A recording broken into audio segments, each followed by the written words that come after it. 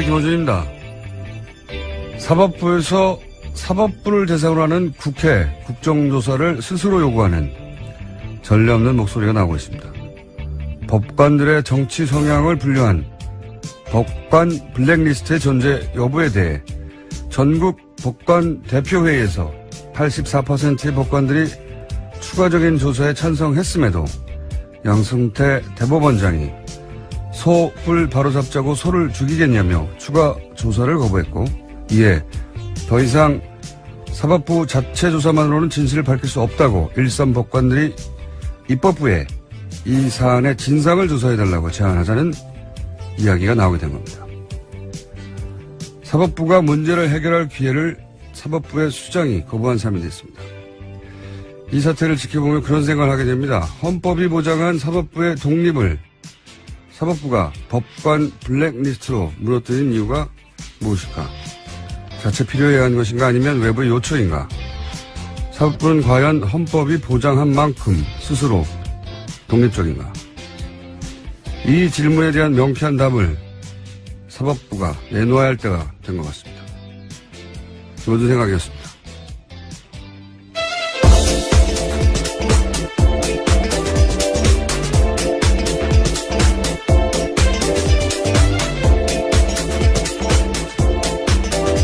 시사인의 김은지입니다. 자, 오늘도 가볼까요? 네. 오늘만 하면 이제 또 주말이죠. 일주일이 가네요. 시간이 참 빠릅니다. 벌써 7월이고. 그러게요. 정말 7월이네요. 언제 시작했죠? 변호사 시작을? 제가 12월 중순 정도에 시작했습니다. 작년 시작했는데 6개월도 지났습니다. 이제 만으로. 시간이 참 빠릅니다. 자, 첫 번째 뉴스는요. 네, 문재인 대통령은 어제 평화적인 방식으로 한반도 비핵화를 달성한다는 베를린 평화구상을 발표했습니다. 그러면서 5대 정책 방향을 제시했는데요. 6.15 공동선언과 14정상선언 이행, 북한 체제를 보장하는 비핵화 추구, 남북 간 합의들을 법제화, 한반도 신경제지도 본격화, 비정치적 분야 교류 협력 확대입니다. 또 이를 위해서는 쉬운 것부터 먼저 하자라고 제안도 했는데요.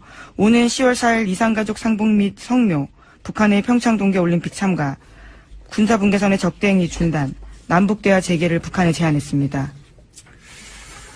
그렇군요. 한마디로 해서 이제 김대중 노무현의 그분들이 닦아놓은 길을 다시 들어서겠다. 뭐 이런 이야기죠. 그리고 그렇게 얘기하면서 완전하고 검증 가능함을 불가역적인 CBID라고 약자로 비핵화를 이런 방식으로 하라고, 예, 조지 부시 1기 행정부 때 이 주장을 했어요. 북한이 굉장히 싫어하는 표현이에요, 이거. 예. 그렇죠. 완전하고 검증 가능하며 불가역적인. 예, complete. 영어 하시는 건가요? CBID. CVID요? 예. verifiable, irreversible. 예. 생각 안 하고 큰일 날 뻔했습니다. 예. 북한은 싫어하는 표현입니다. 예, 이게. 왜냐면은, 이건 패전국에나 요구하는 거다. 디스멘트먼트, 마지막에 D. 생각 안 나서 조금 이따 생각났어요. 자, 근데 우리 대통령들이 이렇게 꼭 베를린 가서 대북 선언을 하는 이유가 있어요. 이제 김대중 대통령 때 베를린 자유대학 가가지고 베를린 선언을 했는데 그게 굉장히 큰 반향을 불러일으켰거든요. 사실 그러고 나서 이제 노벨 평화상으로도 이어지고 남북 정상회담. 이제 독일이 평화적으로 통일을 했다는 상징성 때문에 이제 여기 가서 하는 거죠. 계속 그 이후에 대통령들도. 네, 박근혜 전 대통령도 드레스덴 구상이라고 해서 드레스덴 가서 발표한 적이 있습니다. 독일에 가가지고. 예, 물론 최순실 씨가 써줬다라는 것도 결국 이후에 통일 대박이 발표했지만요. 거기서 나온 거죠. 네. 곧 북한이 붕괴될 것이라고 생각하고 했다는 말들이 있죠. 이건 뭐 아무도 궁금해하지 않는 건데 저는 이런 디테일이 궁금해가지고 이게 어디서 했느냐. 베를린 자유대학에서 김대중 대통령이 했는데 이번에는 퀘르버 재단에서 했어요. 퀘르버 네, 재단. 그렇죠. 재단 예. 초청 연설이었습니다. 이게 이제 형식은 초청이지만 시진핑 주석이 거기 갔을 때도 거기서 했거든요. 3년 전 난징 대학살 일본이 했다고 아주 크게 그 국제면을 장식했는데 우리나라에서 별로 보도 안 됐어요. 그러면서 센카쿠 열도하고 영토 분쟁이 생기면 전쟁도 불사하겠다는 거예요. 예. 일본하고 굉장히 싼 발언이죠. 그것도 여기서 했는데 여기가 이제 미국에서도 CSIS에서 했잖아요, 연설을. 거기가 외교안보 전문재단인데, 독일에서 외교안보 전문 재단이에요. 예. 거기는 싱크탱크 여긴 재단. 근데 좀, 저는 이런 게 궁금하거든요. 다른 데서는 이런 게 안 궁금해하나 몰라. 독일 정치권하고 아주 관계가 깊어요. 이 정치인들이 그 위원으로도 참석하고, 그리고 어떤 행사는 대통령이 직접 주관하고 굉장히 관계가 깊은데, 그래서 이제 시진핑도 문재인 대통령도 여기서 연설을 하고, 메르켈 총리가 중국에 갔을 때도 이 재단이 주관하는 자리에서 연설도 했던 정치권과 아주 관계가 깊은데, 재밌는 게 이 재단 소유주가 캐르브 에이지라고 사기업이에요, 사기업. 근데 이 그룹 중에 담배 많은 기계를 생산하는 회사가 있습니다. 이름 제가 까먹었는데. 근데 WTO에서 이런 건강 관련 정책을 내는 재단을 담배 많은 회사가 소유하고 있다는 게 말이 되느냐, 이렇게 문제 제기를 한 적이 있어요. 재밌죠? 예. 중요하진 않은데 아무도 궁금해하지 않는 것 같은데 저는 이런 디테일의 재미를 이렇게 잠깐 짚어봤습니다. 자, 다음 뉴스는요? 네, 어제 한중 정상의 첫 대면도 있었습니다. 예정 시간이 40분을 훌쩍 넘겨서 1시간 10분 가까이 이어졌는데요. 시진핑 주석은 문재인 대통령의 자서전을 인용하면서 이야기를 꺼냈습니다. 중국 명언을 인용해서 중국 국민에게 문재인 대통령이 낯설지 않다라는 건데요. 장강의 뒷물결이 앞물결을 밀어낸다라는 명언이 문재인 대통령 자서전에 쓰여 있다라고 합니다. 이에 대해서 문재인 대통령도 화답을 했는데 중국 국영기업 상하이 셀비지가 세월호 인용하는 데 도움을 줬다라면서 시 주석도 직접 독려해 준 것으로 안다고 감사하다고 인사했습니다. 서로 뭐 덕담하는 거죠. 예. 근데 이건 명언은 아니고 속담이에요, 그냥. 예, 무슨 명언까지요. 옛날게 물이 흐르면 옛날게 지나가고 지나가고 뒷물이 오잖아요. 그런 얘기고. 예, 참여정부 당시에 이제 그때 상황을 빗대면서 문재인 대통령이 자신의 자서전에 쓰여있던 내용입니다. 이 다음 문구가 진짜 유명하죠. 화무 11호. 네. 이 문장 다음에 화무 11호거든요. 그냥 속담입니다. 명언까지요. 서로 아이스 브레이킹을 이렇게 했다는 거고요. 그래서 주고받은 이야기는요. 예, 두 정상은 사드를 회담의 의제 테이블에 올려놓으면서도 사드를 직접 언급하는 것은 피했습니다. 청와대 고위 관계자에 따르면 사드 문제를 논의한 건 맞지만 사드라는 표현을 하지 않고 양국 간 이견이 있는 부분이라고 표현하기로 합의했다고 합니다. 또 문재인 대통령은 사드가 북핵 미사일 도발로 인해서 배치된 것이니 북핵과 미사일 문제의 해법을 찾아내면 사드 문제도 해결되는 것 아니냐라는 논리를 들이댔다라고 합니다. 또 특히 환경 영향 평가를 통해서 정말로 들이댔대요? 설득했다라고 합니다. 네. 네. 이런 논리를 구성하고 갔군요. 그러니까 북핵 때문에 이렇게 된 거니까 북핵을 같이 해결해서 사드도 풀자. 네, 논리 구성을 그렇게. 이게 뭐 쉽게 먹히진 않겠죠. 네, 사드가 북핵 때문이냐. 실제로는 그게 아니지 않냐. 전략적인 이 동북아에서 미국이 중국을 견제하기 위한 전략 수단 아니냐. 뭐 이런 얘기를 당연히 그쪽에서는 하겠죠. 어쨌든 우리 논리 그 말이 맞다 하더라도 우리 논리 구성은 이렇게 했다. 이런 얘기구나. 네요. 네. 네, 또 시간을 벌자라는 식의 이야기도 한 건데요. 환경 영향 평가를 통해서 사드 배치의 절차적 정당성을 확보하는 동시에 그 시간 동안 북핵 미사일 문제 해법을 찾아내자라는 논리를 제시했다고 합니다. 미국에는 절차적 정당성이 필요하지 않느냐, 민주적 정부에서는 이런 얘기를 했고, 그러면 자연스럽게 시간이 그 시간만큼 저절로 확보되는 거니까 그 시간 동안 북핵 문제를 좀 해결해 보자. 이런 논리 구성으로 만났군요. 예. 이게 뭐 쉽게 끝날 이야기는 아니고 그렇게 이야기가 시작됐다고 합니다. 자, 다음 뉴스는요. 네, 앙겔라 메르켈 독일 총리와 문재인 대통령이 만나기도 했는데요. 메르켈 총리는 문재인 대통령에게 이런 질문했습니다. 국민의 41% 지지를 받고 당선됐는데 지지하지 않는 나머지 유권자는 어떻게 끌어안을 생각이냐라고 물었습니다. 그러자 문재인 대통령은 독일 사례를 들면서 국민 통합을 위해서는 여러 가지가 필요하다라는 이야기를 했는데요. 일종의 모범답 이야기한 겁니다. 그러자 강경화 외교부 장관이 보충 답변 나섰습니다. 강 장관은 메르켈 총리님 제가 한 말씀 드려도 될까요? 라면서 발언 기회를 얻은 다음에요. 문재인 대통령은 41%의 지지를 받아 당선됐지만 취임 이후에는 국민적 지지율이 80%를 웃돌면서 사실상 국민 통합에 성과 내고 있다. 이렇게 대답했습니다. 재밌는 재밌는 이야기입니다. 이걸 이제 도발적 질문으로 아마도 강 장관도 그리고 이걸 보도한 기자도 그래서 제목도 이제 도발적인 제목이 아니라 도발적인 질문을 했다고 표현했는데 저는 이게 도발적인 게 아니고 실제로 궁금한 거라고 봐요. 강경화 장관은 이제 41%인데 나머지는 어떻게 할래? 이런 도발로 보고 무슨 소리냐. 80%는 이미 통합됐어. 라고 이제 수행하는 장관으로서 대통령 자존심을 세워준 건데 저는 이건 통역 과정에서의 어떤 뉘앙스 때문에도 이런 일이 있었을 것 같아요. 저는 궁금함으로 보는 이유가 뭐냐면 메르켈 총리가 이끄는 기민당, 기사당 연합 지지율이 30%대예요. 항상. 예. 민주당은 50%대고 메르켈 본인 지지율도 40%대예요. 예. 좀 이렇게 떨어지면 30대 후반, 높아지면 40대 중후반. 그러니까 다른 나라 정상을 도발할 정도의 지지율이 스스로 못 돼요. 예, 상황적으로. 오히려 이제 독일은 일당이 휩쓰는 구조가 안 된단 말이죠. 예. 항상 이 정도 지지율에서 왔다 갔다 하는데, 우파 정당이죠. 중도 우파. 중도 우파라고 해봐야 우리나라 진보 정당보다 더 진보적인데. 어쨌든. 그래서 연립을 하고 연정을 하면서 항상 고민이 그거거든요. 나머지 정당 지지자를 어떻게 벗어갈 것인가.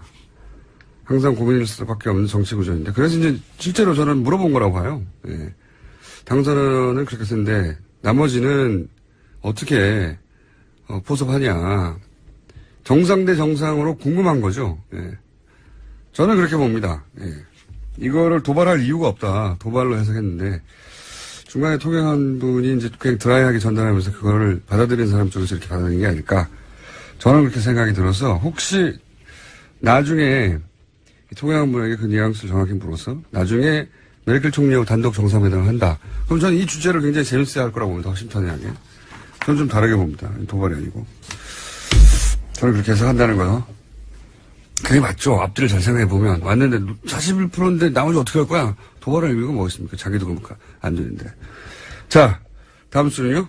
네, 두 사람 만나는 자리 바깥에서 교민들이 기다리고 있었는데요. 문재인 대통령이 거기 나가서 담장 사이로 교민들과 일일이 악수했습니다. 메르켈 총리도 문재인 대통령 옆에서 100여 미터를 함께 걸으면서 교민들과 인사했는데요. 박수현 청와대 대변인 말에 따르면 독일 총리실 관계자도 이런 장면은 처음이다라고 말할 정도로 메르켈 총리가 환대했다라고 합니다. 교민들이 느끼는 감상에 대해서는 제가 어제 잠깐 말씀드렸는데 인터뷰를 한번 해봐야 되겠습니다. 사실 국내에 있으면 잘 못 느끼는데 대통령이 와서가 아니라 그런 지나가는 과정을 겪고 나서 그리고 이제 그 지나가는 과정 자체가 사실은 독일 같은 경우에는 민주주의를 한국에 다시 배워야 된다 이런 기사도 많이 나왔거든요. 굉장히 뿌듯한 상황인 거죠. 어떤 감정을 교민들이 느끼는지는 저희가 한번 따로 인터뷰를 해보겠습니다. 네, 꼭 독일뿐만 아니고. 다음 뉴스는요? 네, 국민의당 제보 조작 사건입니다. 검찰은 어제 이용주 의원의 보좌관 김모 씨를 소환했습니다. 참고인 신분인데요. 지난 3일 검찰 조사를 받은 김성호 전 공명선거 추진당 부단장은 당의 공식 통로를 거쳐 제보를 입수했다라고 밝힌 바 있습니다. 여기서 공식 통로는 이용주 의원인데요.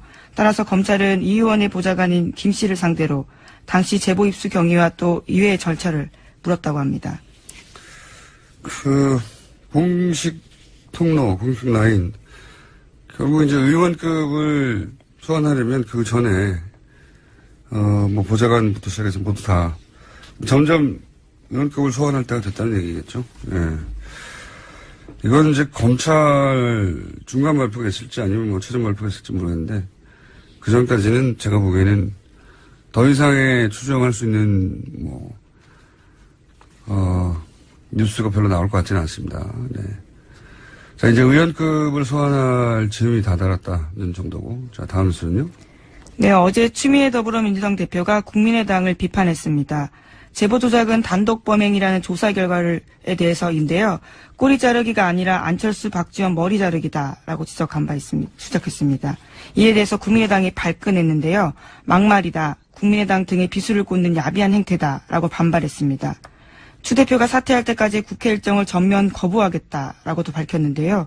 당장 어제 오후 국회 예결위에 불참했고 추경안 상정도 불발됐습니다. 국민당 입장에서는 흔히 하는 표현으로 울고 싶은데 이제 뺨을 때려준 거죠. 국민당의 비수가 꽂혀있긴 해요. 예, 꽂혀있긴 한데. 근데 본인들이 꽂은 거죠, 그건. 예, 어렵게 팔을 돌려가지고. 이 보도를 오늘 아침에 보니까 이제 동아일보에서는 여당 대표의 거친 입 때문에 이렇게 됐다고, 예, 프레임을 잡았던데. 책임 소재가 이제 여당에 있다는 거죠. 예. 프레임부터 원래 의도가 들어가는 거니까 보수 매체는 이게 국민의당 잘못이 아니라고 이제 말해주고 그렇다기보다는 이제 뭐든지 야당이 아니라 여당 잘못이라고 말해주고 싶은 게 보수 매체인 거죠, 당연히. 근데 이 표현 자체는 제가 알기로 한겨레가 며칠 전에 쓴 기사에 나온 표현이에요. 예. 꼬리 자르기가 아니라 머리 자르기다라고. 근데 이게 마침 울고 싶은데 위기에 처했으니까 위기를 타개할 기회가 왔기 때문에 이런 말을 하자 이제 동네 사람들한테 외치는 거잖아요. 동네 사람들 쟤네가 힘세다고 우리 때려 뭐 이런 피해자 퍼포먼스를 하는 건데 위기를 타개하는 방식으로 그런 게 필요할 때가 있어요. 외부의 적을 만들어서 내부 결속도 다지고 피해자 포지션에 가가지고 이거는 뭐 동서고금 정치에서 항상 잘 쓰는 기술인데 저는 이 장면을 보면서 진짜 위기는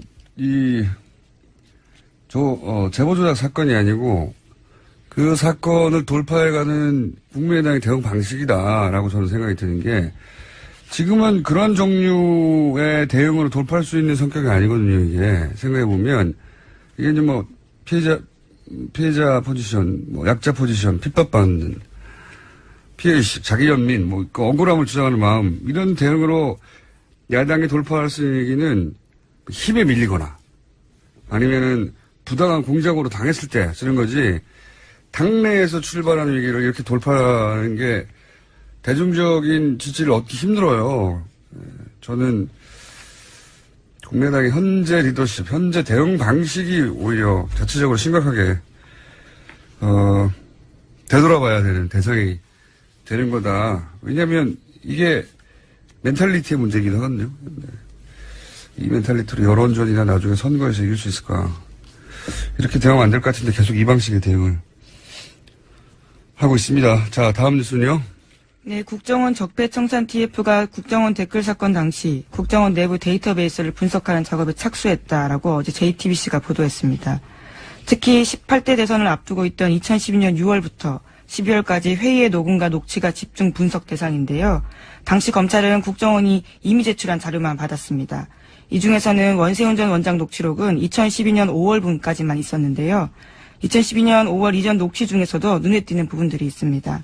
정부 정책에 지지하지 않는 야당 인사는 밀어버려야 한다라는 뜻으로 해석되는 발언 등이 이미 법정에서 소개된 바가 있습니다.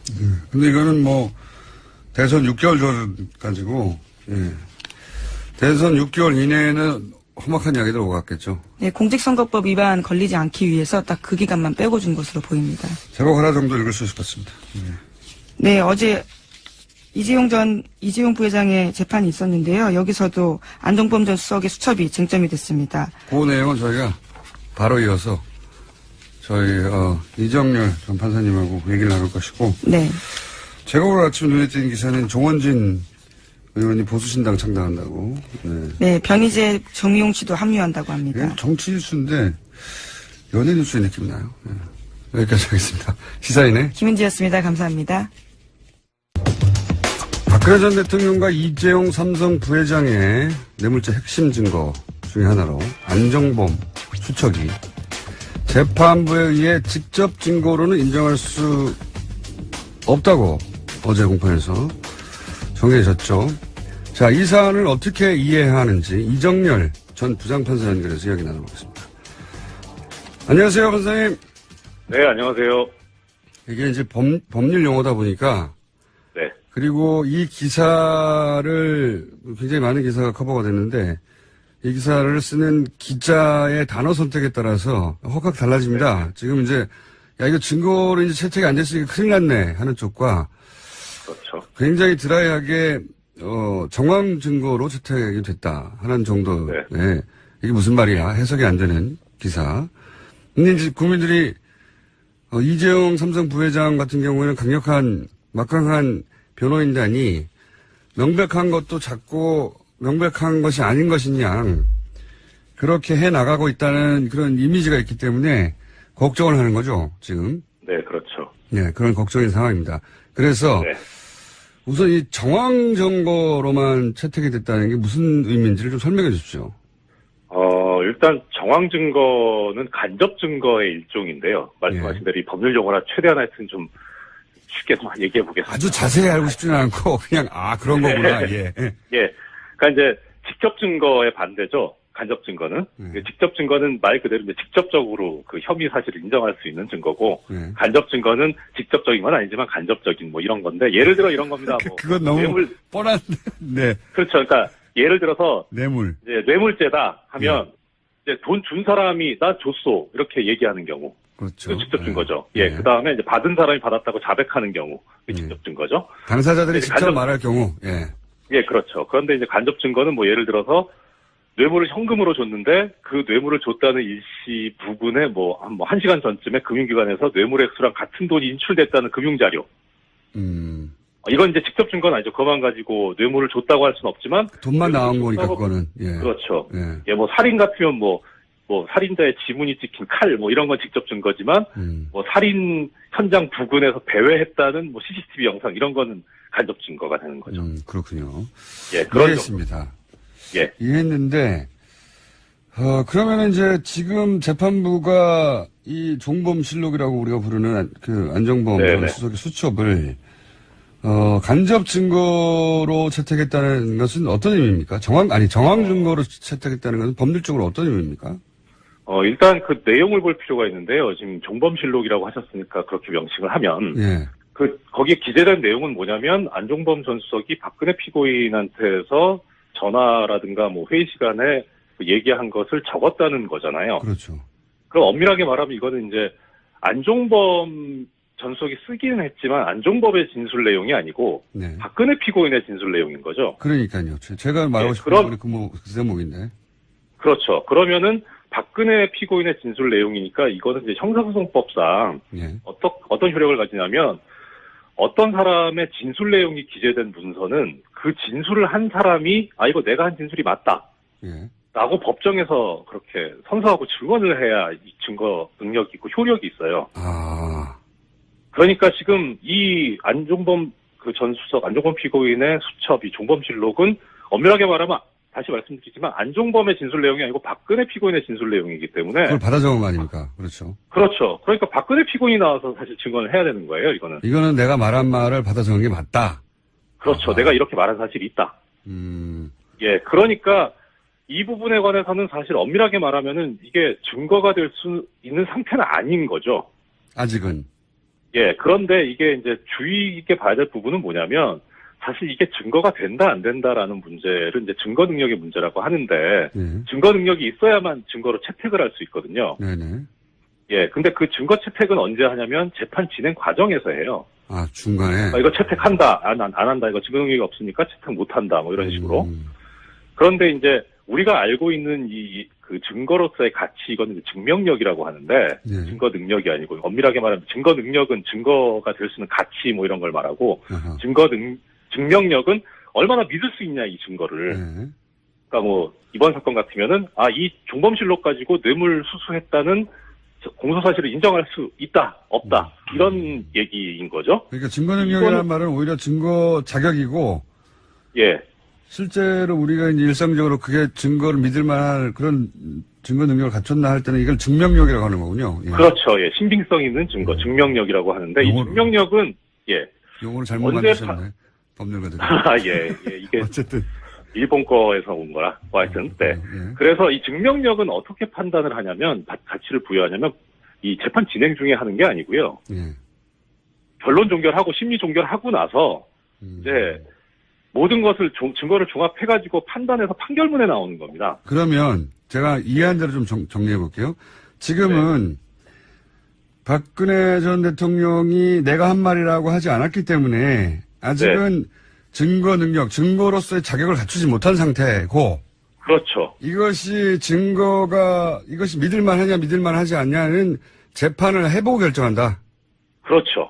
그런 상태다. 예. 그러면 그래서 정황 증거로만 인정한다는 거는 그 중간에서 어떤 의미입니까? 나중에 증거력이 있는지 없는지 일단 두고 보겠다 이런 건가요?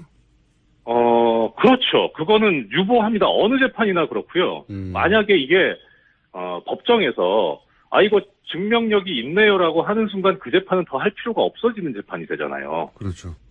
그러니까 그 얘기는 절대로 안 합니다, 판사들이. 그거는 뭐 심증을 다 드러내는 거기 때문에. 정황 증거가 됐다는 것은 나쁘게 해석할 필요가 없는 상태인 거네요? 정확한 지적이십니다. 그러면은 이렇게 봐도 되겠네요. 그러니까 이제 일반의 인식이 삼성 이재용 부회장의 불리한 기사는 잘 안 나고 유리한 기사는 크게 보도된다. 이게 네네. 저는 경험칙으로, 제 개인적인 경험칙으로 어느 정도 사실을 부합한다고 생각하는데, 네. 재벌들이 뭐 다들 이런 언론 매니지먼트를 하는데 이 분야에 삼성이 제일 강하죠. 근데 지금 말씀만으로는 이것이 박근혜 전 대통령 쪽에 불리하다, 유리하다, 혹은 이재용 부회장에게 유리하다, 불리하다고 판단할 내용이 아닌데 마치 이재용 부회장에게 매우 유리한 것처럼 해석된 문구로 차 있는 기사들이 나는 것은 오보죠. 오보인지 의도인지. 예, 왜냐면은 이런 게 있거든요.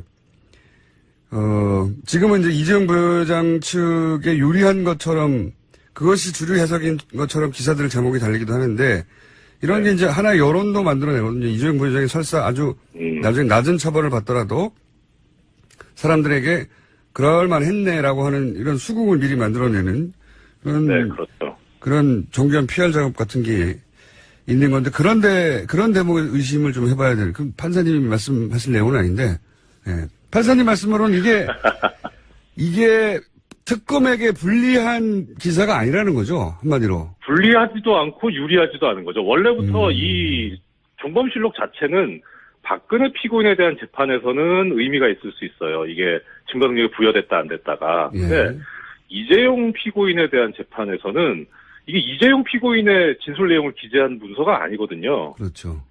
그러니까 이거는 어차피 원칙적으로 그 증거 능력이 인정될 수 있는 범위가 이런 수첩이 존재한다라는 증거물로서의 가치하고 그다음에 이게 작성된 경위가 박근혜 피고인이 얘기한 것을 안종범 피고인이 기재했다더라. 이 정도가 끝이에요, 사실은. 이거는 언론을 탓해야 되는 내용이네요. 왜냐하면 이제 기본적으로 우려가 있습니다. 실제 어떤 우려가 있냐면 워낙 삼성이 이런 이제 법망을 잘 피해왔고 여태까지 그리고 삼성의 PR 능력이 굉장히 대단하기 때문에 재판이 삼성 이재용 부회장에게 유리하게 흘러간다는 뉘앙스의 기사는 최근에 있고 불리하게 간다는 기사는 없다 보니까 이게 진짜 유리하게 가서 이런 기사가 나오는 건지 아니면 유리하게 흘러간다고 여론을 만들어내려고 하는 건지 좀 헷갈렸거든요. 예. 그런데 뭐 법적으로만 보자면 유리하지도 않고 불리하지도 않고요. 뭐 또 하나 예를 들어드리자면 왜 그 말 해지 계약 해지했다고 그 합의서 있잖아요. 네, 제가 항상 말이 안 된다고 몇 번 주장했는데. 예. 그럼 뭐 공장장님께서도 지적을 하셨지만 이게 이 삼성이 이제 승마협회장을 맡고 있었지 않습니까? 예. 그러면은 이제 승마협회장을 맡고 있으면서 그 승마 선수들을 지원했다는 얘기인데, 근데 지원을 할 때 소유권을 넘기진 않았다 이런 거라면 그러면은 소유권을 넘기지 않았으면 어떻게 지원을 했다는 얘기냐? 예. 뭐 임대차 했다는 거냐? 그래서 빌려줬다는. 사용대차 그러니까 무상으로 빌려줬다는 거냐? 예. 이 부분에 관해서 아무 얘기를 안 하고 있고 그냥 소유권이 넘어가지 않은 거다라고 얘기를 하고 있거든요. 네네. 예, 그러면 지원을 하지 않았다던가 애시당초. 예, 그런데 그렇게 해석하기는 무리고, 그러니까 지원을 했는데 임차하는 방식으로 지원을 할 수 있으니까. 그렇죠. 그거는 해지를 했다는 그런 확인서 가지고는 이게 뇌물이 아니다라고 얘기할 수는 반증이 될 수는 없거든요. 그렇군요. 예, 근데 그렇게 얘기를 하니까 참. 그것도 저도. 피고인 입장에서 이게 이제 삼성 입장에서 물론 각 주체가 자기한테 유리한 말을 할 수 있죠. 근데 이제 언론이 삼성에게 유리한 발언들, 삼성 변호인 측의 주장을 사실은 그렇게 법정에서 흘러가고 있는 것처럼 자꾸 보도를 하기 때문에 네. 지금 말씀은 그런 해지 계약서가 나왔다고 해서 뇌물이 아닌 게 입증된 게 아니다. 이런 말씀이네요. 그렇죠. 예. 예. 이게 외람된 말씀이지만 언론에서 모르고 하는 거든가 그냥 받아쓰기만 하는 거든가 아니면 그야말로 공장장님께서 이제 그 추측하시는 대로 예. 뭐 어떤 그런 여론을 만들려고 하는 건가 하여튼 정확한 보도가 아닌 거는 명백합니다. 의도가 있다고 저는 생각합니다. 아니 거기에 법 전문 기자들도 있고요. 사실 법을 공부한 기자들도 있고요. 법 출입처 기자들도 있고요. 네. 그런데 그거는 이제 판사님하고 얘기할 내용은 아니고요. 제가 법원 출입 기자들하고 인터뷰를 한번 해보죠. 그런 내용에 대해서는. 여하간 최근에 삼성에게 굉장히 유리하게 국민을 흘러가는 것처럼 나오는 기사들은 그것은 정확하지 않은 기사다. 네, 그렇죠. 그리고 재판이라는 것이 그야말로 수사도 움직이는 생물이라고 표현하듯이 재판도 동적인 프로세스라고 얘기를 하거든요. 어떻게 변할지 모릅니다. 그래서 결심해서도 이게 바뀔 수도 있는데 심의를 종결하고도 심의가 미진해서 재개를 한다던가 할 수 있는데 지금 아직 재판 진행 중인데 이게 유리하다 불리하다 얘기하는 것 자체가 사실 재판을 모르고 하는 얘기일 수도 있습니다. 다 아는데 제가 보기에는 이재용 부회장에게 워낙 불리한 기사들이 사실은 특검 기간에 많이 나왔고 최근에는 이재용 부회장의 불리한 기사는 거의 없어요. 없는 대신에 아예 기사가 잘 없는 편이죠. 근데 이재용 부회장의 유리하게 해석될 변호인단 입장에서는 여지가 있는 조금이라도 그런 기사가 있으면 그런 기사만 나와서 의심했는데 어쨌든 알겠습니다. 그걸 가지고 재판이 이재용 부회장 쪽으로 기울었다. 이렇게 판단하는 거는 전혀 사실이 아니다. 네. 예, 그렇죠. 이것은 그야말로 그 종범실록에 나와 있는 원진술자인 박근혜 피고인이 증인으로 나와서 증언을 해봐야 알 문제죠. 물론 본인한테 불리한 건 다 아니라고 하니까 뻔한 것도. 그렇죠. 만약 이렇게 되면 어떻게 됩니까? 박근혜 대통령이 그 수첩에 적힌 내용은 내가 말한 내용이 아니야. 라고 해버리면요. 네. 안정범 피고인 전수석은 전체가 다 지시한 내용, 말한 내용만 적었다. 이게 개인 비망록이 아니라 업무 일지로 대통령의 지시사항만 적은 것이라고 하는데, 박근혜 전 대통령이 내가 그런 말 한 적이 없다 해버리면 어떻게 됩니까? 그게 액면상으로 보면 증거가 없는 셈이 되긴 한데, 재판 관행상 어떻게 보냐면, 적어도 어느 정도까지는 설명이 돼야 되거든요. 예를 들어 이 부분은 진술을 했고 이 부분은 진술 안 했다. 아니면은 그럼 진술 안 했는데 왜 기재가 됐느냐? 그럼 내가 이렇게 얘기를 했는데 아마 그걸 착각해서 이렇게 쓴 것 같다. 또 이 단어는 내가 이러한 취지로 이야기한 것이다. 이렇게 설명이 어느 정도는 돼야 되는데 그 설명을 하지 못하면 물론 유죄의 증거나 증명은 검사가 입증을 해야 되는 게 형사소송법상의 대원칙이긴 하지만 재판 관행상으로는 피고인의 그러한 태도는 오히려 유죄의 심증을 들게 할 수 있죠. 그래서 그냥 나는 그런 말 한 적이 없다 이래가지고서는 오히려 재판 전략상 안 좋죠. 박근혜 피고인 입장에서. 알겠습니다. 네, 정확하게 최근에 벌어지고 있는 일을 이해했습니다. 네, 조만간 또 지금 한참 국정조사 해달라고 하는 얘기 있지 않습니까? 네. 그 주제는 좀 더 진척된 다음에 다시 한번 모시겠습니다. 네. 오늘 말씀 감사합니다. 예, 안녕히 계십시오. 지금까지 이정열 전 부장판사였습니다.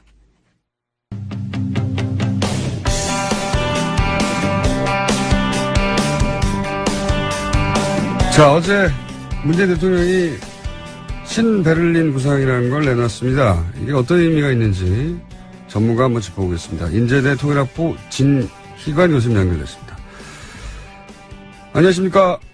네, 안녕하세요. 진희관입니다. 예, 워낙 우리 전직 대통령 포함해서 독일 구상들이 많이 나와가지고요. 예. 네네. 우선 총평을 간단히 해주시면요. 네, 과거 정부들도 말씀하신 대로 베를린 구상들을 발표해 왔었는데요. 대체로 정부 출범 한 2, 3년 차에 이제 선언을 했었거든요. 네. 이제 문재인 정부는 2개월도 안 되어서 이런 선언을 한 것으로 봐서는 상당히 치밀하게 준비해왔던 게 아닌가 그런 생각이 들고요.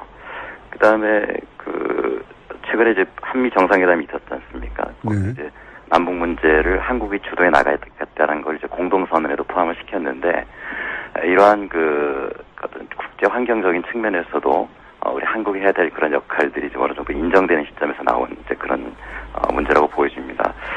한 가지만 더 말씀드리면 지금 북한이 최근에 그 ICBM 그 실험을 했지 않습니까? 그래서 지금 북한이 실험할 만한 것들은 다 하지 않았는가?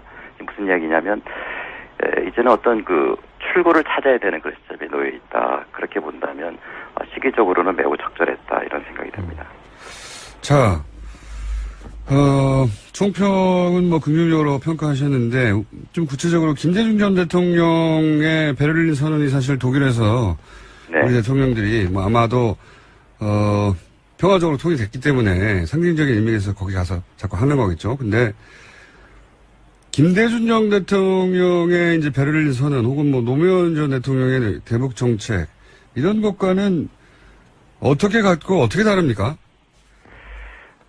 김대중 정부 때는 그 당시에 남북 관계가 금강산 관광이라든가 대북 투자가 서서히 시작되던 그런 시점이었거든요. 네. 그리고 이 선언이 발표되기 이전에 사전 교감이 좀 있었던 것으로 보여집니다. 그러나 이제 중요한 것은 김대중 정부 당시에는 북한이 매우 경제적으로 위기에 처해 있고 식량난에 처해 있던 그런 시점이라서 북한의 어떤 그런 경제를 지원해야 되는 그런 시점에서 어떤 그 발표가 있었다고 볼 수 있고요. 정책도 그렇게 추진되었고, 그다음에 그 노무현 정부 때는 어떤 퍼주기나 지원이라기보다는 상호 발전을 해야 되는 그런 차원에서 평화번영 정책이라는 걸 하는 시점에서 정책이 진행됐다고 한다면 지금 문재인 정부에서는 북한이 고도로 어떤 도발적인 행동이 지금 진행되는 상황, 그리고 또 우리 한국 역시도 어떤 경제 성장 동력을 찾아야 되는 이런 매우 중대한 시점이거든요. 그런 시점에서 나온 그런 그 선언들이기 때문에 서로 수위는 많이 다른 측면이 있다 그렇게 보여집니다. 본질적으로는 같은데 수위가 좀 달라졌다. 네네 그렇습니다. 노무현 대통령 시절의 통일 구상과도 이게 다릅니까? 혹은 같은 점 뭐고 다른 점은 뭔가요? 중요한 것은 남북 관계의 어떤 우리 기본적인 통일 방향이라는 것은요. 일단 상호 신뢰를 구축해 나가는 과정에서 점차 제도적으로 통합 단계로 나가고자 하는 그런 건데요. 그 원칙에서는 큰 변화는 없는 것으로 보여집니다. 다만 이제 상황의 차이가 많이 있다. 그래서 지금은 북한이 고도로 좀 위기 상황을 지금 만들고 있는 그런 배경 속에서 어떻게 이것을 풀어나가느냐 하는 그런 상황의 어떤 변화가 있는 것이고요. 본질적인 측면에서는 매우 유사한 측면이 많다 그렇게 생각이 됩니다. 결국 이제 김대중 노무현 정부가 앞에 닦아놓았던 길 위에 좀 더 위기 상황이 왔지만 그 길로 가겠다는 선언이라고 이해하면 되겠죠? 네네 그렇습니다. 예.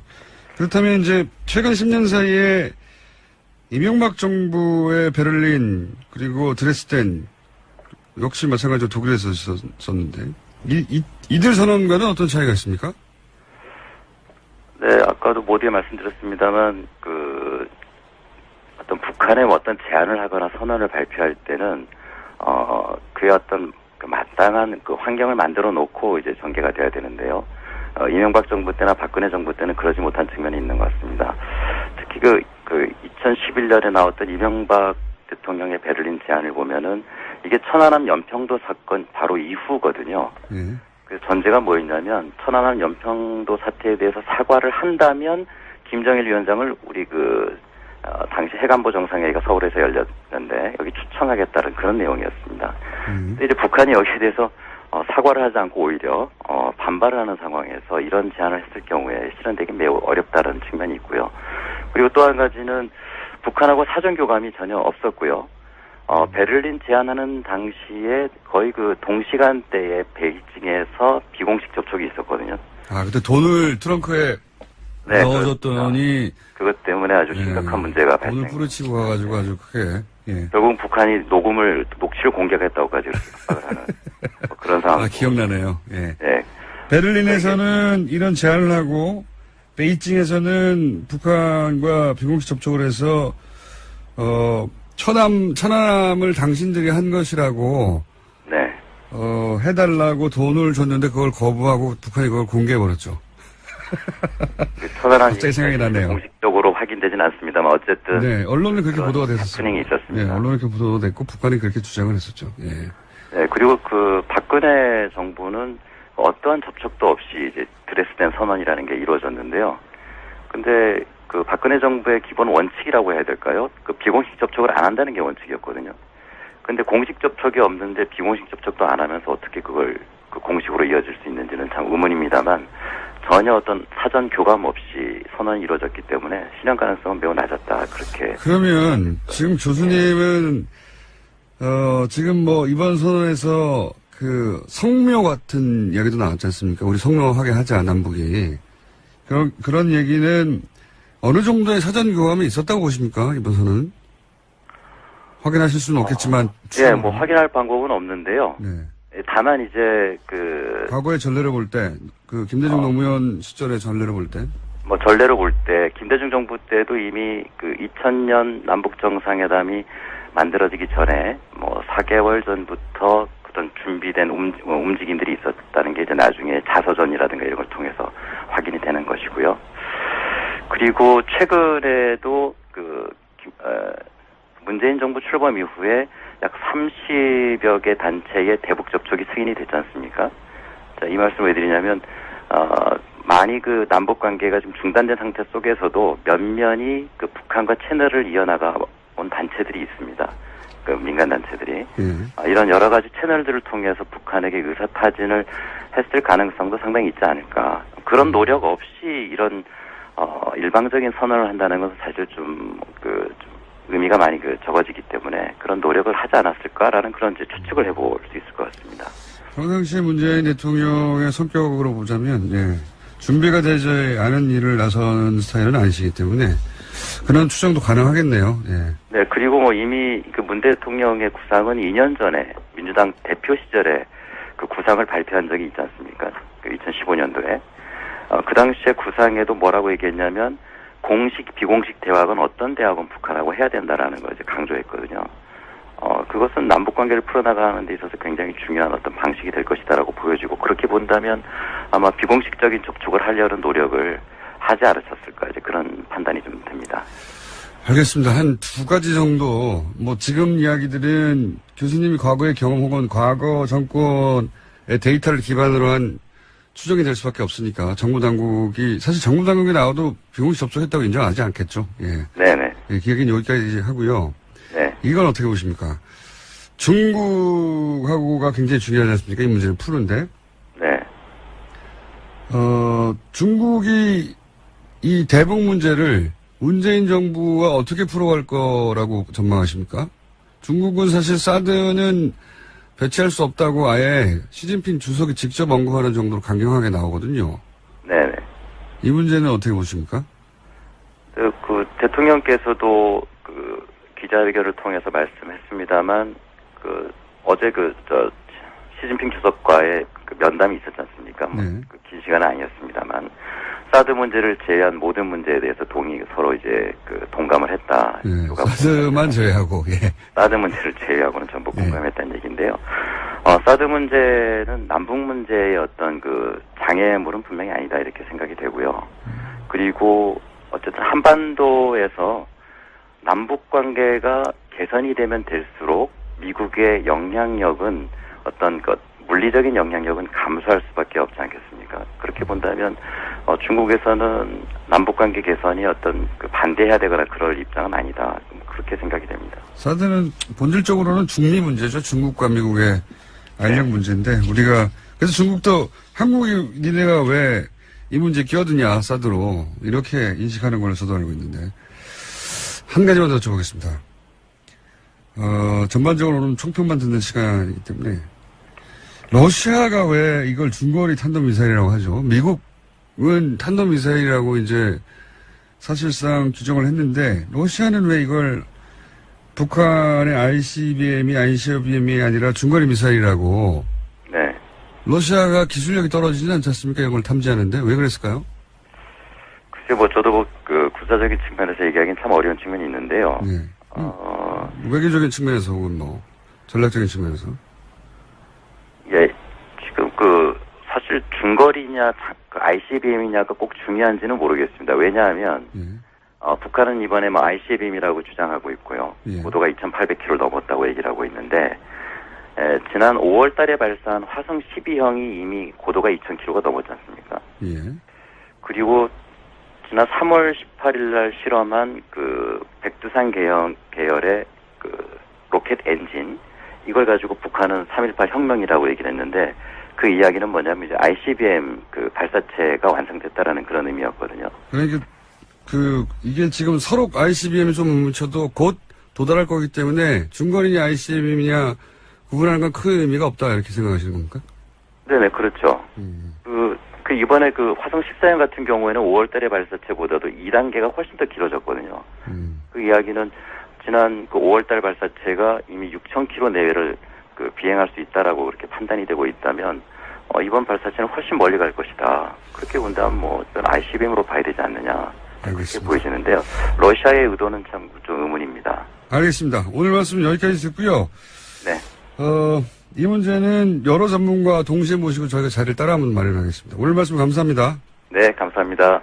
인제대 통일학부 진희관 교수였습니다. 3부에서 뵙겠습니다. 김어준입니다.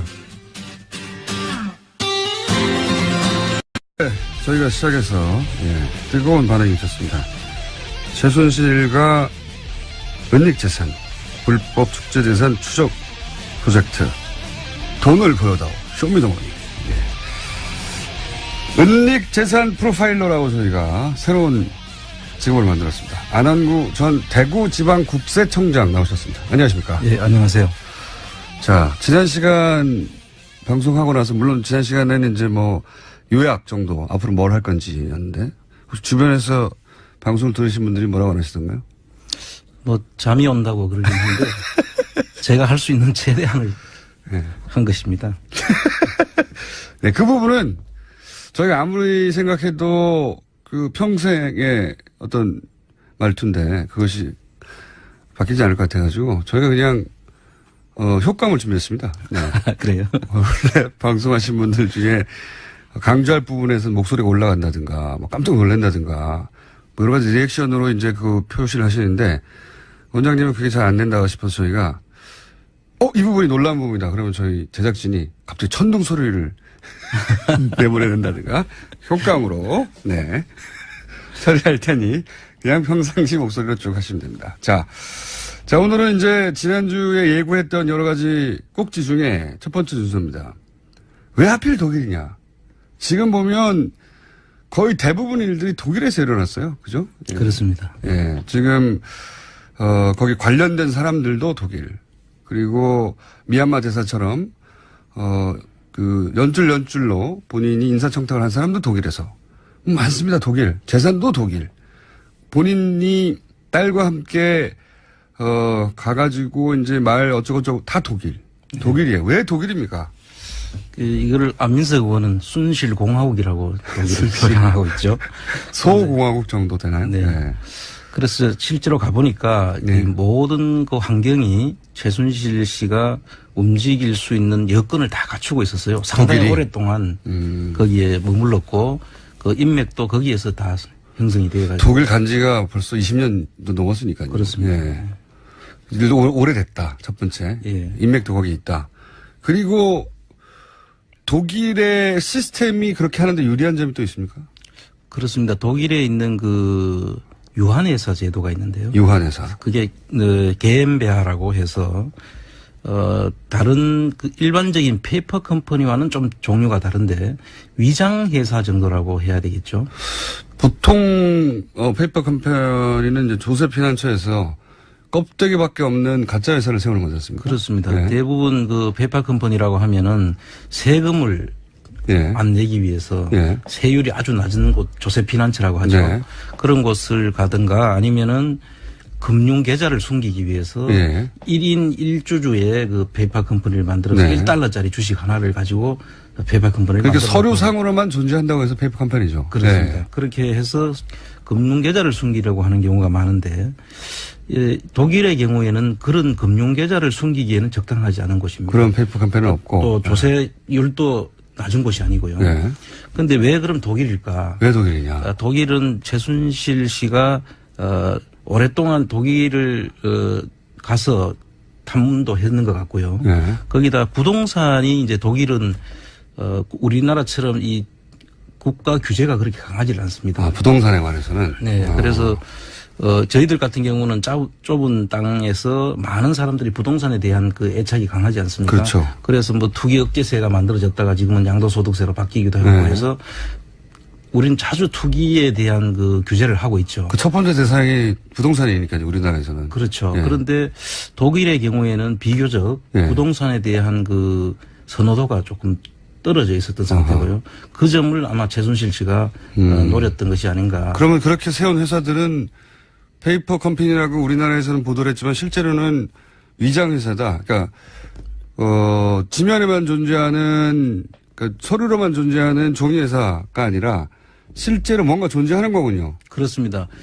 예를 들면 식당으로 해놓고 그 속에 부동산이 들어있죠. 아, 식당을 운영하고 있는데 알고 봤더니 그 식당이 있는 땅 혹은 건물을 사는 게 주 목적이었다. 네. 원래는. 그렇습니다. 그런데 이제 겉으로 보기에는 식당을 하고 있으니까 이 사람이 식당을 하나보다 하는데 실주인은 식당을 운영하는 사람은 그 일종의 임차인이고 그렇습니다. 혹은 뭐 일을 도와주는 사람이고 실제 그 건물을 사무로 해서 재산을 거기다가 갖다 놓는. 숨겨놓고 이분들이 또 우리나라에서는 그 부동산을 통해서 재산 증식을 유도하지 않습니까? 예. 그런데 이분들은 재산을 증식하는 것보다는 숨기는 게 더 목적이에요. 이미 재산은 많으니까요.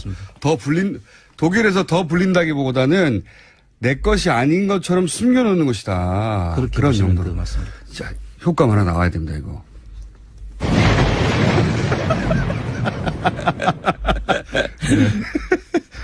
눌렀지 않습니까? 페이퍼 컴퍼니가 아니라 위장 컴퍼니다. 그렇게 말해. 위장 회사, 예, 그렇죠. 위장 회사라고 말하는 게 더 맞군요. 그러면은 이 독일에서 이런 회사를 세우는 게 아주 간단한가 보죠? 비교적 그 설립이 용이하고요. 네. 그 사람이 3사람이면 됩니다. 그 필요한 인원이 3사람이면 되고 자본금도 우리나라 돈으로 환산하면 한 3천만 원 정도가 있으면 되고요. 그래서 설립도 쉽고 또는 그 청산도 간단합니다. 그리고 이 세금도 비교적 그 한 15% 정도 법인에 숨어 있을 경우에 유한회사 형태의 법인에 숨어 있을 경우에는 양도소득세에 해당되는 부분이 양도 차익이 생겼을 때 한 15% 정도면 되는 아주 우리나라와 비교하면은 부동산을 숨기기에는 아주 용이한 그런 구조를 가지고 있습니다. 그러니까 이게 이제 재산 증식이 아니라 재산 묻어두기였군요. 그렇습니다. 마늘밭에 묻어둔 게 아니라 독일에 묻어뒀군요. 비교적 그 독일에 있으면 우리 국세청에서 파악도 되지 않고 어렵죠. 여러 가지 자기들 목적에 달성하기가 좋은 곳이라고 봐야죠. 독일에 간다고 해서 바로 파악이 되는 게 아니지 않습니까? 그렇습니다. 그렇죠. 이 내용을 들여다보지 않으면 전혀 알 수가 없습니다. 그러나 안원구 총장님은 가서 들여다봤고 그중에 이것은 거의 틀림없이 부동산의 형태로 재산을 묻어놓는 것이다라고 의심되는 소위 위장회사들을 찾으신 거죠. 그렇습니다. 여러 사람들을 만났고요. 그 현재 실제 부동산도 가서 저희들이 눈으로 확인도 하고 그분들한테 만나봤는데요. 좀 재미난 이야기는 이분들이 이 부동산을 만들어 놓고 거기에 예를 들어 식당을 하면 그 식당을 하는 사람이 그 부동산이 그 회사에 소속이 돼 있는지를 모르는 겁니다. 자기가 그 회사 주인인데도 불구하고. 그럼 그분을 한번 만나서 그런 게 있었냐고. 그런데 이 건물의 실제 소유주가 누군지 아냐고. 모르죠. 모른다는 거죠. 완벽한 능력이네요. 네. 실제 그 건물을 써서 사업을 하는 사람들은 정작 그 건물 주인은 누군지 모른다. 자기는 그냥 음식점을 하면 음식점만 하는 것이 자기 일인 줄 알고 있는 것이죠. 그리고 그 부동산 주인이 누군지에 대해서는 알 필요도 없고. 그러면 그렇게 음식점 말고 또 다른 수법도 있습니까? 혹은 그 과정을 어떻게 하는 거죠? 호텔도 있고요. 네. 그 다음에 그 선물의 집 같은 선물 가게. 가게도 있고요. 뭐 다양한 방식으로 있습니다. 실제로 그 건물에서 상업행위나 또는 그 건물을 활용해서 뭔가 하고 있기 때문에 의심할 여지도 별로 없는 거죠. 그렇습니다. 아주 좋은 방법이네요, 수법이. 이게 본인 혼자서 생각해냈을 리 없고, 그죠? 그렇습니다. 이게 지금 말씀하신 그런 수법으로 예를 들면 거기서 장사하고 있는 분들의 신분은 어떻게 됩니까, 그러면? 자기가 누구의 건물이 있는지도 모른 채 장사하는 분들은? 이제 주로 그 독일 교포들이 있고요. 마이크를 좀 앞으로, 예, 교포들이 있고 또 그 유학생들 이런 분들이 그 안에 이제 교포 유학생들 필요한데요. 그 회사를 만들 때 3명이 필요하지 않습니까? 그러면은 교포들과 그 유학생들은 또 그 워킹 비자라든지 머무를 수 있는 그 비자가 발급이 돼야 되는데 그 비자 발급을 받기 위해서 그 사람들하고 서로 목적이 일치하죠. 그렇죠. 그래서 어디가에서 일을 해야 비자가 나오니까. 그래서 여기 보면은 그 데이비드 윤이라고 들어보셨죠? 그 여러 번 등장했던. 예, 그 데이비드 윤이라는 분이 최순실 씨의 이 회사를 만드는데 처음에는 아마 많이 조력을 했는 걸로 보이는데 이분의 경우에는 이 음식점을 하고 싶은 사람이 교포가 있다. 그러면 그분한테 회사를 만드는데 이런 자금이 어느 정도 필요하다. 그리고 예를 들면 최순실 씨가 자기 부동산을 숨기기 위해서 회사를 하나 설립해서 필요하다고 하면은 양쪽에 돈을 다 받습니다. 양쪽에 다 돈을 받는다. 그러고 난 뒤에 하나의 회사를 만들어 가지고 그 회사 속에 숨기고 그분들은 음식점을 할 수 있게 해주죠. 그러고 난 나중에 이제 이분들이 알게 된 거죠. 데이비드 윤이 그 중에 한 일부 돈을 이제 자기가 착복을 했다. 한쪽으로만 부터 받은 게 양쪽으로 다 받아가지고. 본인은 본인 비즈니스를 한 거죠. 그렇죠. 그래서 이 부분에 대해서 나중에 교포 사회에서 이 데이비드 윤이 상당히 그 안 좋은 지탄을 받게 되는. 그리고 또 한 번은 최순실 씨한테도 걸렸다 그래요. 그래요. 그래서 그런 일도 있었답니다. 그러니까 그런데 이제 본인은 식당을 누군지는 모르겠지만 그 건물에서 식당을 할 권리를 얻었고 그리고 식당을 할 뿐이지 그것이 최순실 씨와 연결된 부동산이라는 거는 전혀 모른 채 계속 5년, 10년 뭐 이렇게 오랫동안 하는 사람들이 많았겠네요. 그렇습니다. 근데 비교적 그런 사람들이 오래 가지는 않았던 것 같아요. 이 사람들이. 하다가 자주 좀 이렇게 바꾼 경우가 있는 것 같고요. 그럼 더더욱 모르겠군요. 예. 그래서 이제 아마 장기간 계속 갔으면 여기에 대해서 사람들이 의심도 하고 했을 수도 있는데. 그러니까 그럴 수도 있겠죠. 예, 자주 좀 이렇게 한 3년 정도 하고는 또 바뀌고 회사를 또. 그럼 전 주인이 뭘 어떻게 했는지도 알 수도 없으니까. 알 수도 없죠. 본인은 여기서 장사를 잘해서 남기기만 하면 되니까. 예, 그렇습니다.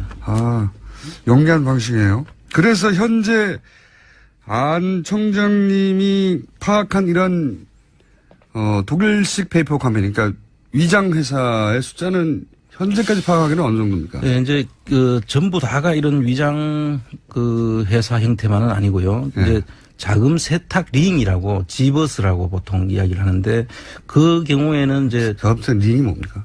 그 링이라는 것은 이렇게 돌려가면서 자금 세탁을 위해서 만들어 놓은 회사들이죠. 여러 회사를 거치는 그걸 하나 이렇게 순환고리로 만들어 놓은 거. 그렇습니다. 순환고리를 만들어 가지고 돌려주는 그런 거를 만들어가 그거를 이용하기도 하기 때문에 거기에는 많은 회사들이 들어 있습니다. 그래서 이런 거는 일종의 이제 그 새로운 형태의 그 페이퍼 컴퍼니를 만들어서 자금 세탁용 회사들이라고 봐요. 그거는 정말로 순수한 의미의 페이퍼 컴퍼니 같고. 지금 말씀하신 것은 이제 부동산을 묻어두기 위한 위장 회사고. 그런 회사들 숫자가 어떻게 됩니까? 한 400여 개 저희들이 지금. 자, 효과음. 이 효과음을 꼭 효과음이라고 말해야지 나온다는 것은 저희 PD가 방송을 안 듣고 있다는 거거든요. 이거. 뭔가 얘기하고 있는데 이 내용이면 효과음 들어가야 돼 판단해 줘야 되는데 지금 자고 있어가지고. 제 목소리가 잠을 부르는가 봅니다. 400개. 실제 현재까지 파악한 정도가 이 정도라는 거고. 그렇습니다. 사실 뭐 저희들은 아직 그 파악한 게 다는 아니라고 저희들이 보고 있고요. 당연히 다가 아니겠죠. 예, 지금 저희들이 할 수 있는 데까지만 저희들이 파악했는 것이고 앞으로 훨씬 더 많은 것이 나올 수도 있다. 저희들은 그렇게 보고 있습니다. 다시 한번 중간에 지난주에 이어서 말씀드리지만 이 비용은 자비로 하고 계시죠? 그렇습니다. 비행기 탈 때도 자비로 하시고 뭐 하여튼 조사 비용이 다 그냥 돈 들어가는 자비입니까? 그렇습니다. 예. 아주 좋습니다. 효과음. 네. 자비. 이거 어떻게 해결해야 돼요, 진짜. 국가에서 해야 할 일을 안 하고 있기 때문에, 저희 방송을 통해서 어떻게 해결하는 방법을, 청취자 여러분과 아이디어를 모아서 찾아보겠습니다. 자, 지금까지는 자비라고 계신데, 실제 그렇게 해서 지금 수상한 돈의 흐름을 찾아내신 케이스도 있습니까? 예, 지금, 저희들이 처음에 이 내용들을 보고 들어갔는데요. 들어갔을 때, 대륙정밀이라고 아마 오래전에 여러분들은 연세가 드신 분들은 좀 기억을 할 수도 있는데요. 대륙정밀이요? 예. 네. 그 회사가 이제 옛날 그 박정희 정권에서 정일근 씨의 그 첫 번째 사위가 이 설립한 82년도에 설립한 회사인데. 정일근 씨는 누구죠? 옛날 그 박정희 정권 때 국무총리를 하신 분이죠. 그렇군요. 근데 그분의 사이가 만든 회사로 보이는데 그 회사에 스위스 은행, 그러니까 크레딧 스위스 은행인데요. 이 크레딧 스위스 은행을 통해서 94년도에 스위스 프랑과 달러 형태로 한 500억 가까운 우리나라 돈으로 환산했을 때 500억이요. 가까운 돈이 94년도에 500억은 엄청난 돈이죠.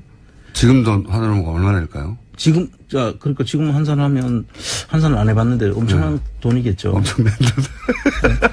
그래서 전문가로서 국세청장으로서 그걸 뭐 한 몇천억 됩니다라고 이렇게 해주셔야지. 엄청난 돈.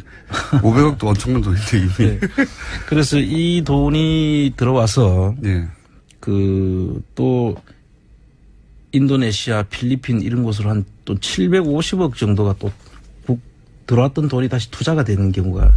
스위스에서 뜬금없이 500억이 들어온 다음에 그게 인도네시아로 700억으로 나갔다? 그렇습니다. 당시 음마 아파트 100채 가격이라는데요? 500억이? 그래요? 그 정도 되겠죠. 아닌가? 더 될 수도 있겠죠. 그때. 왜냐면 100채면은 79년도 그러니까 6억이 음마 아파트 그 당시에 300채 정도. 6억이 300채. 그 76년도, 79년도에. 그 정도.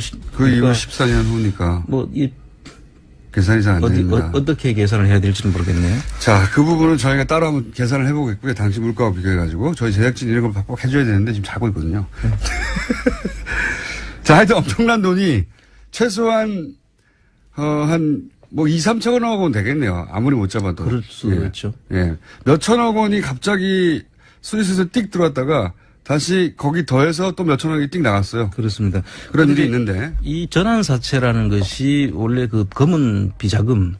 비자금들을 양성화하기 제도권으로 들어오기 위해서 쓰는 수법이거든요.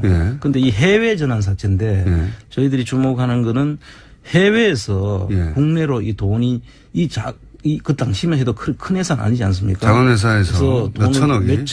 지금으로 따지면 몇 천억이나 되는 돈을 사채를 발행했다가 나중에 주식으로 바꿀 수 있는 그 전환사채인데 거기에다 그 발행을 했다는 것은 저희들이 납득하기 어려운 부분이 그러니까 그렇다는 얘기는 스위스의 그 정도 계좌를 가지고 있던 어떤 사람이 이 회사가 너무 훌륭한 회사여서 그렇습니다. 나중에 이제 주식으로 전환할 수 있다고 하고 나서 돈을 몇 천억을 쏴버린 거 아닙니까? 그렇습니다. 엄청난 가치가 있는 회사죠. 그렇죠. 지금 따져보면. 그런데 그런 돈이 들어왔다가 또 나가요, 밖으로. 그렇습니다. 그래서, 이거 이상하다라고 보신 거죠. 그렇습니다. 굉장히 이상하다. 그런 사례가 또 하나 있고요. 그 다음에 네덜란드에서 최근입니다. 그는 2013, 14, 15년도에 그 최순실 일가의 그 오대사. 거기로 돈이 이제 2천억이 들어오죠. 이건 최근이죠. 그래서 3년인가 4년 전. 그렇습니다. 이게 네덜란드에서 돈이 들어오는데 그 페이퍼 컴퍼니, 퍼펙트 인베스트먼트라는 그 페이퍼 컴퍼니에서 돈이 들어오고 그 퍼펙트 인베스트먼트라는 것은 네덜란드가 이제 우리가 이야기하는 조세 피난처 나라이기도 하고요.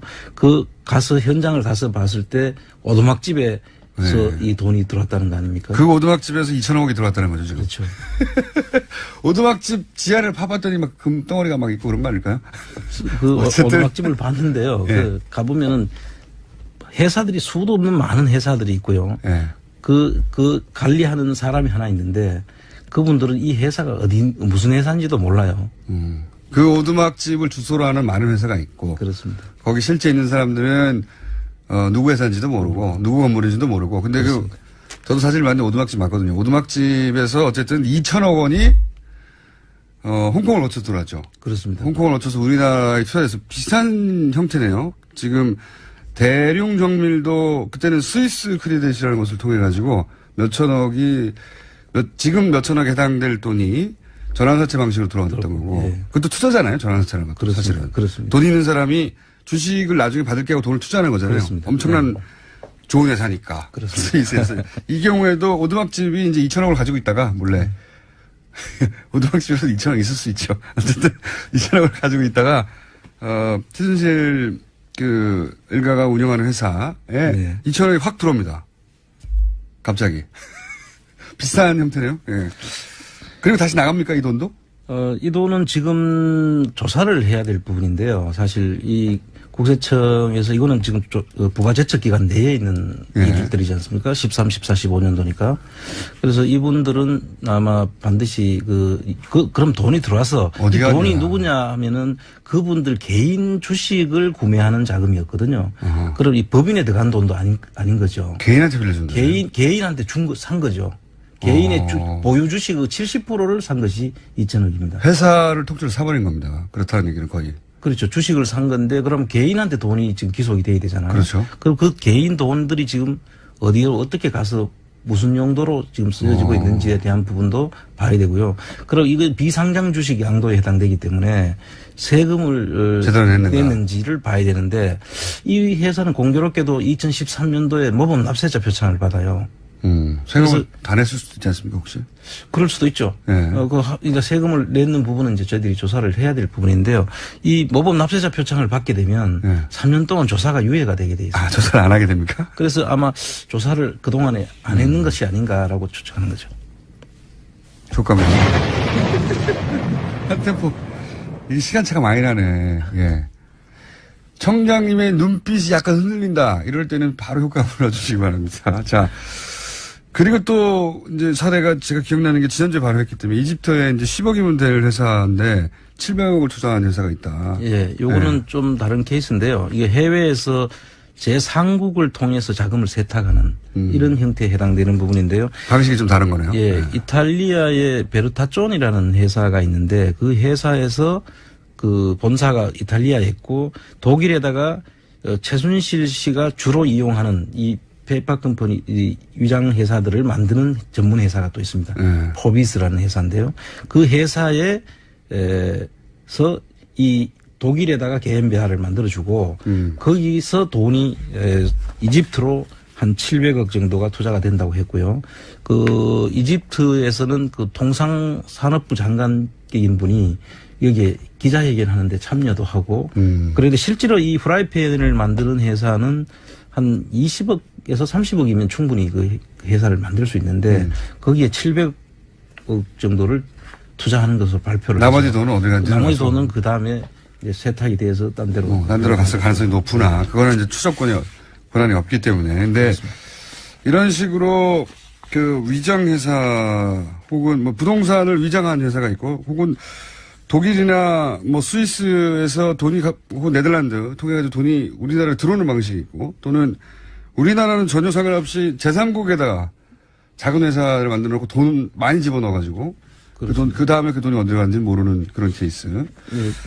그 자금을 세탁하는 방식이 페이퍼 컴퍼니를 만드는 방법도 있고 제3국을 통해서 자금을 은닉해서 숨기는 방법도 이 정도면 이거는 최순실 씨가 혼자 할 수 없는 전문가들이 있잖아요. 전부 다 여기에는 변호사도 붙어 있고요. 회계사 그리고 이 전문적으로 이 회사 설립을 해주는 회사들이 있고. 근데 이제 그 정도를 넘어서서 그 전문적인 회사하고 이런 이야기를 논의하는 데도 조력자가 필요하잖아요. 그렇습니다. 그 조력자가 있어야 최순실 씨가 막 전문적인 회사에 찾아가가지고 이런 얘기를 했을 것 같지 않거든요. 조력자가 있을 것 같은데. 그렇습니다. 저희들이 독일 가서 맨 처음에 확인한 것이 이 조력자를 찾는 것이었어요. 네. 최순실 씨가 아무리 능력이 있어도 네. 이렇게 할 수는 없거든요. 당연히 저희들도 이게 파악하면서 저희들이 배워가는 것인데. 청장님도 못했을 것 같아요. 네. 그런데 이 최순실 씨가 어떻게 이런 기법들을 다 알고 했는지에 대한 의문이 많이 들었고 그래서 조력자를. 이제 주로 조력자를 찾아봤는데요. 아마 크게 한 3의 그룹 정도 세 그룹이요? 저희들이 발견을 했고요. 그분들은 저희들이 만나서 대화를 하자고 했더니 대부분 다 피하는. 이 조력자 그룹은 네. 교민 그룹은 적극적으로 도와주려고 하는데 그 중에서 이분들은 조력자 그룹이라고 생각되는 분들은 안 만나더라. 조력자가 있고요. 그 조력자의 밑에서 또 도움을 주는 또 그분들의 조력자가 있죠. 있겠죠. 그 사람들은 독일 교민들도 있습니다. 있는데 대부분의 독일 교민들은 그 조력자의 그룹에 안 들어가 있죠. 그래서 그 아주 특수한 몇 분들이 들어가 있는데 그분들은 서로 알기는 아는 사람들이었어요. 그 독일 교포들 사이에는. 그러나 이분들에 대해서 이야기를 해보면 자기들이 그 사람 좀 이상하다. 처음에는 이상하다라고만 생각하고 있었지. 나중에 우리가 이야기를 쭉 하면은 그랬구나. 그래서 그런 일을 했구나. 뭐 이렇게 이해를 하는. 앞뒤가 맞춰주는. 예, 그 세 그룹이 어떤 그룹입니까? 이제 저희들이 주로 최순실 씨가 처음에 독일 가서 장시호 씨 말부터 말 소개하는 것부터. 장시호 씨가 승마 선수였을 때. 그리고 또 정유라가 또 승마를 하게 되잖아요. 근데 독일에 가면은 상당히 독일에서 유명하게 알려지신 분이 있어요. 삼성 유럽 본부장 출신인데 양혜경 씨라는 분인데 이분이 이제 한독 경제인회를 만드시는 분입니다. 그리고 심지어는 돈독회라고 독일의 서로 아마 우위를 돈독히 한다는 그런 의미에서 돈독회를 만들었는 것 같은데요. 그 돈독회에 끼지 못하면 주류가 되지 못하는 독일에서 아마 경제인들하고 오는 각 기관에서 나오는 분들 독일의 그룹에 끼지 못하면은 사이드로 돌게 되는 아마 그런 해도 만들고 했던 분인 것으로 알고 있고요.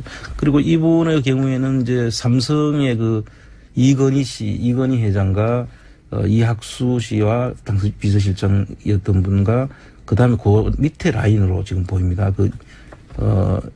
이 양혜경 씨가. 그런데 그때 이분의 주로 일들은 아마 이건희 씨의 자동차 같은 것들이 자동차 수입하고 그럴 때 취미로 그것을 이제 만들어주고 또. 근데 그렇게 해서 만들어진 단체가 한독 경제라고.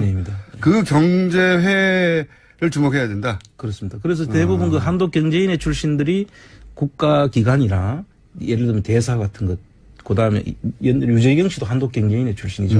그 다음 공기업의 사장들, 또 자기들 기업의 중요 기업의 자리를 또 만들어서 여러 사람들이 거기에 관련돼 있습니다. 한독 경제인회가 한 축이고요. 그리고 나머지 두 축은 제가 보기엔 오늘 시간 안에 커버가 다 안 될 것 같아요. 최근 몇 주 불성실하게도 전화로 하고 막 중간에 끊기고 그랬었습니다. 황교익 선생님 나오셨습니다. 예, 안녕하세요. 요즘 워낙 잘 나가시다 보니까 저희 방송을 잘 안 나가실 때 구출해준 저희 방송을 외면하고 KBS에서 잘렸을 때 구출해준 외면하고 이제 여기저기 마구 나가서 마구 있기를. 그렇지는 않습니다. 그게 제가 이 뉴스의 공장은 항상 제가 마음의 고향으로 여기고 그리고 딴 데 나가잖아요. 자, 오늘은 주제 나오셨습니다. 오늘 주제 뭡니까? 민어철이 돌아왔어요. 그러고 보니까 지난주에 유시민 씨가 방송인지 모르고 총수하다가 끊어졌는데 그 이후 대화가 혹시 있었습니까? 아니요, 딴 이야기 했었어요. 그 방송은 온갖 이야기들이 다 섞이는 거니까. 이게 제목이 뭐였죠? 알쓸신잡. 발음하기가 되게 어려워요. 입에 안 붙어요. 알에서 그냥 끝나고 마는 겁니다. 재밌는 방송이라고 하길래 안 봤습니다. 보세요. 너무 재밌습니다. 저도 그런 거 좋아하거든요. 얕고 넓은 짓이. 아는 체 하는. 그렇죠. 그렇죠. 아는 체 하는 거. 남자들끼리 어디 음식 먹거나 술 한잔 먹고 이러면 모여있으면 되게 아는 척 하는. 아는 척으로 시작해가지고 여자 얘기로 끝나죠. 그래서 10대든 70대든 똑같습니다. 음식 중에서도 또 아는 척 하는 것들이 있어야 또 폼이 나거든요. 지금 딱 아는 척 할 수 있는 그 포인트의 음식이 이 민어입니다. 민어. 네, 민어. 네, 민어. 뭐 좀 음식 좀 안다. 내가 입맛 좀 그래도 한다 하는 사람들은 딱 이럴 때쯤 되면 괜히 전화를 해요. 저는 이렇게. 민어가 맛있는지 민어 몰랐는데 네. 한 음식점에서 민어탕을 먹었는데 세상에서 그렇게 맛있는 탕을 처음 먹어봤어요. 저는. 아, 그래요? 정말 맛있었습니다. 식당 없어졌었는데. 정말 맛있었는데. 민어탕은 웬만하면 그냥 다 맛있어요. 아니 뭐 그렇긴 한데 어떻게 이런 맛을 너무 달다. 그런 맛이었거든요. 그래서 민어탕에 대한 기억이 아주 좋습니다. MSG를 듬뿍 넣으신다. 효과음. 앞에 써야 되는 효과음을 지금 잘못했군요. 예. 그 민어를 이제 앞에 두고 이제 보통 이제 썰을 풀기 시작하는 게 이게 민자가 말이야. 백성민자가 붙어서. 아, 그래요? 뭐 그래서 옛날에 뭐 백성의 생선 뭐 이런 이야기부터 또 이게 썰을 푸시는 분들이 계세요. 네. 근데 그 백성민자가 붙은 게 그냥 진짜 백성들을 위한 뭐 고기 뭐 이런 뜻은 아니고요. 그냥 그게 제일 위험해요. 아는 척에서. 어설프게 알아가지고 조금도 아는 사람한테 바로 반박당하는 거. 맞습니다. 뭐 그런 거 아니야? 뭐 이러면서 이제 나올 사람의 말은 이제 이런 거죠. 민어라는 말도 존재했지만은 그리고 그 백성민자로만 쓰인 게 아니라 다른 민자로 그냥 그 참조기 민자라고 하는 그 민자로도 쓰이는 게 흔했고요. 그리고 면어라는 말이 오히려 더 많이 쓰였어요. 예전에는? 예, 면. 그러니까 민, 뭐 이런 말들로 이렇게 쓰이다가 그걸, 민자로, 백성민자로 하나로 이렇게 통일돼 나가면서 아마 이런 말이 붙은 것 같은데. 실제로는 왜 백성민으로 통일된 겁니까? 그게 더 쓰기가 쉬우니까요. 한자가? 아까 말한 그 면자라든지 뭐 참조기 민자 이런 것은 굉장히 어려워요. 쓰기가. 획수가 적어가지고 네, 그게 그렇죠. 결정된 겁니까? 그래서 이거 민자는 아주 간단하잖아요. 그렇죠. 뭐 누구든지 쓸 수 네. 있으니까. 그래서 그냥 민자가 민어. 됐다.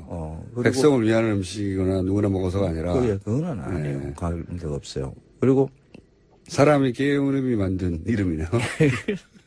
그리고 이런 말도 있어요. 서울의 양반들이 먹었던 보양 음식이다. 그러니까 보통 그 평민들, 싼 것들은.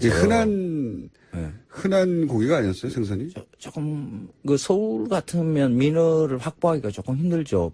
인천에서, 그러니까 제물포에서 뭐 마포나루까지 와서 다시 성안으로 넣기까지 보통 뭐 한낮을, 하루는 잡아야 되거든요. 그때는 냉동차가 없었으니까. 그렇죠. 그래서, 민어를 이렇게 확보하는 게 그렇게 어려울 수도 있습니다. 그런데 이제 뭐 이런 말이 있는 게 조금 그래요. 그냥 싼 것들은 그냥 개고기나 먹고 복날에 양반들이 돼야 이렇게 민어를 먹는다. 라는 말이 예전부터 그렇죠. 있었다. 그 서울 양반들의 이런 보양식. 근데 서울 양반들은 별로 못 먹었을 거예요.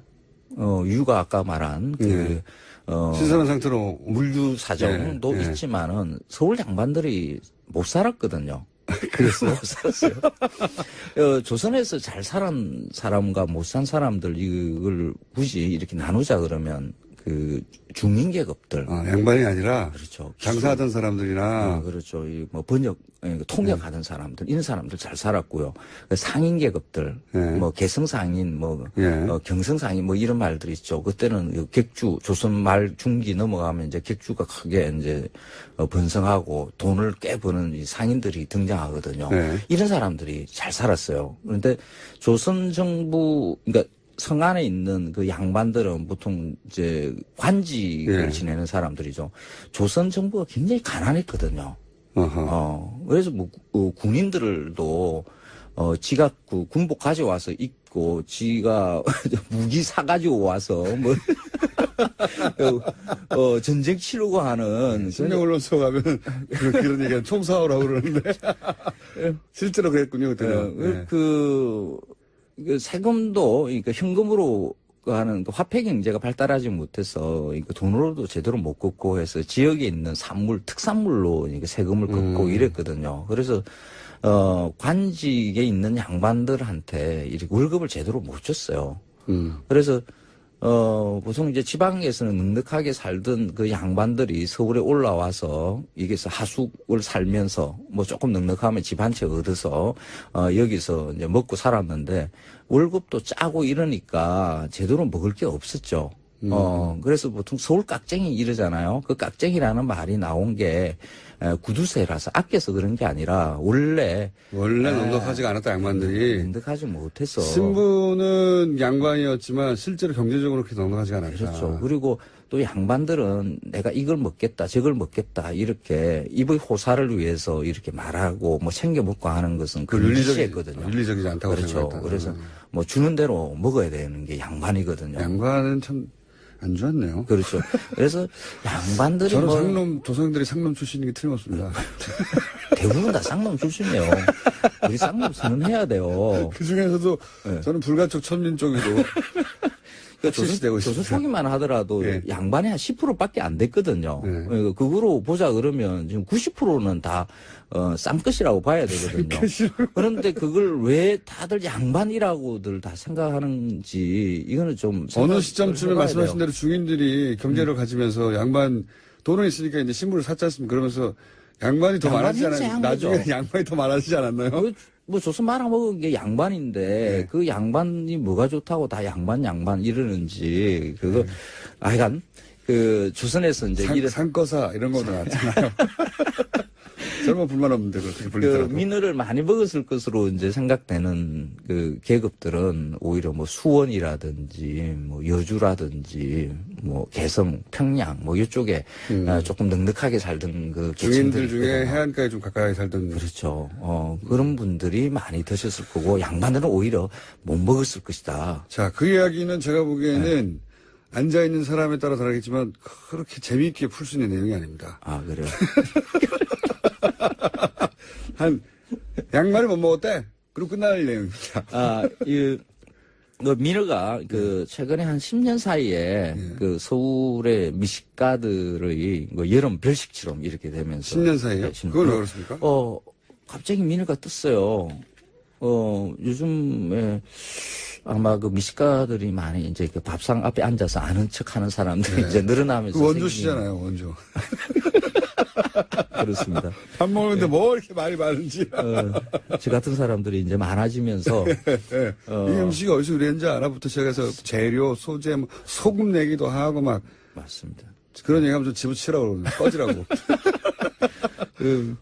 그러면서 이제 민어를 살아있는 상태로 가져와서 이렇게 먹는 일이 많아졌어요. 그러니까 활민어회. 신안에 이제 읍한장에 가봤더니 그 민어를 살리기 위해서 수조에 막 가까스로 그 민어 금방 잘 죽는 놈이거든요. 근데 그것을 어떻게 하든지 살려서 이렇게 보관하려고, 수송하려고 하는 이런 걸, 보게 됐는데, 참 난감한 일이거든요. 황당해요. 그 민어는 절대 그 활로 살아있는 상태로 먹을 만한 생선이 아니거든요. 살아있는 민어를 바로 회쳐서 먹으면 물크덩물크덩해요. 아무 맛도 없어요. 그렇군요. 예. 네. 근데 그걸 가지고, 맛있더라고. 살아있는 것에 대한 판타지가 있어요. 네. 잘 숙성시킨 우리나라 사람들은 다 화로회가 맛있다라는 일본은 생각이 숙성을 있죠. 어떻게 하느냐 기술인데 우리는 그렇죠. 살리는 걸 기술로 해가지고 가격을 높이고. 때때로 아주 어쩌다가 화로회가 맛있을 경우가 있어요. 네. 배 위에서 바로 낚아서 먹는다든지 하는. 근데 대부분 그런 게 아니잖아요. 수조 안에 갇혀서 오랫동안. 화로 찾으면 민어는 그렇게 먹는 게 아니에요. 그렇죠. 네. 민어는 바보야. 특히 그렇습니다. 민어는 숙성을 해야 됩니다. 저는 이제 이런 얘기를 들으면 어떻게 써먹냐를 생각하거든요. 네. 앞에 거는 민어는 양반이 먹은 고기가 아니야. 이거 한 줄밖에 안 되고요. 뒤에 거는 좀 낫네요. 네. 화로를 막 찾으면 민어는 그렇게 먹는 게 아니야, 바보야. 그렇지. 네. 숙성해야 되는 거야.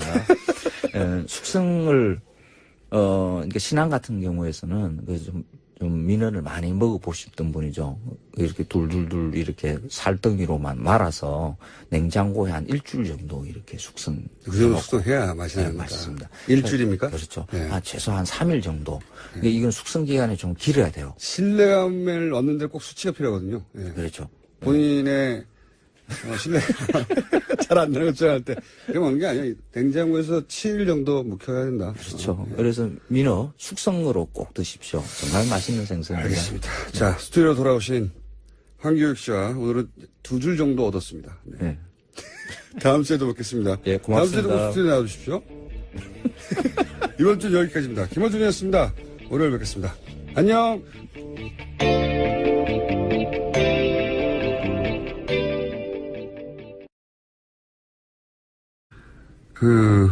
우파정당이죠. 중도우파. 중도우파라고 해봐야 우리나라 진보정당보다 더 진보적인데. 어쨌든, 그래서 연립을 하고 연정을 하면서 항상, 고민이 그거거든요. 나머지 정당 지지자를 어떻게 벗어갈 것인가. 항상 고민일 수밖에 없는 정치 구조인데. 그래서 이제 실제로 저는 물어본 거라고 봐요. 예. 당선은 그렇게 했는데, 나머지는 어떻게, 포섭하냐. 정상 대 정상으로 궁금한 거죠. 예. 저는 그렇게 봅니다. 예. 이거를 도발할 이유가 없다. 도발로 해석했는데, 중간에 통역한 분이 이제 그냥 드라이하게 전달하면서 그거를 받아들인 사람 쪽에서 이렇게 받아들인 게 아닐까. 저는 그렇게 생각이 들어서, 혹시 나중에 통역한 분에게 그 뉘앙스를 정확히 물어서, 나중에 메르켈 총리하고 단독 정상회담을 한다. 그럼 저는 이 주제를 굉장히 재밌어 할 거라고 봅니다. 허심탄회하게. 저는 좀 다르게 봅니다. 도발이 아니고. 저는 그렇게 해석한다는 거요. 그게 맞죠. 앞뒤를 잘 생각해보면. 왔는데 41%인데 나머지 어떻게 할 거야? 도발할 이유가 뭐 있습니까? 자기도 그러니까 안 되는데. 자, 다음 수는요? 네, 두 사람 만나는 자리 바깥에서 교민들이 기다리고 있었는데요. 문재인 대통령이 거기 나가서 담장 사이로 교민들과 일일이 악수했습니다. 메르켈 총리도 문재인 대통령 옆에서 100여 미터를 함께 걸으면서 교민들과 인사했는데요. 박수현 청와대 대변인 말에 따르면 독일 총리실 관계자도 이런 장면은 처음이다라고 말할 정도로 메르켈 총리가 환대했다라고 합니다. 교민들이 느끼는 감상에 대해서는 제가 어제 잠깐 말씀드렸는데 인터뷰를 한번 해봐야 되겠습니다. 사실 국내에 있으면 잘 못 느끼는데 대통령이 와서가 아니라 그런 지나가는 과정을 겪고 나서 그리고 이제 그 지나가는 과정 자체가 사실은 독일 같은 경우에는 민주주의를 한국에 다시 배워야 된다 이런 기사도 많이 나왔거든요. 굉장히 뿌듯한 상황인 거죠. 어떤 감정을 교민들이 느끼는지는 저희가 한번 따로 인터뷰를 해보겠습니다. 네, 꼭 독일뿐만 아니고. 다음 뉴스는요? 네, 국민의당 제보 조작 사건입니다. 검찰은 어제 이용주 의원의 보좌관 김모 씨를 소환했습니다. 참고인 신분인데요. 지난 3일 검찰 조사를 받은 김성호 전 공명선거 추진당 부단장은 당의 공식 통로를 거쳐 제보를 입수했다라고 밝힌 바 있습니다. 여기서 공식 통로는 이용주 의원인데요. 따라서 검찰은 이 의원의 보좌관인 김 씨를 상대로 당시 제보 입수 경위와 또 이외의 절차를 물었다고 합니다. 공식 통로, 공식 라인. 결국 이제 의원급을 소환하려면 그 전에, 보좌관부터 시작해서 모두 다 점점 의원급을 소환할 때가 됐다는 얘기겠죠. 예. 이건 이제 검찰 중간 발표가 있을지 아니면 최종 발표가 있을지 모르겠는데 그 전까지는 제가 보기에는 더 이상의 추정할 수 있는 뉴스가 별로 나올 것 같지는 않습니다. 네. 자, 이제 의원급을 소환할 즈음이 다다랐다는 정도고. 자, 다음 뉴스는요?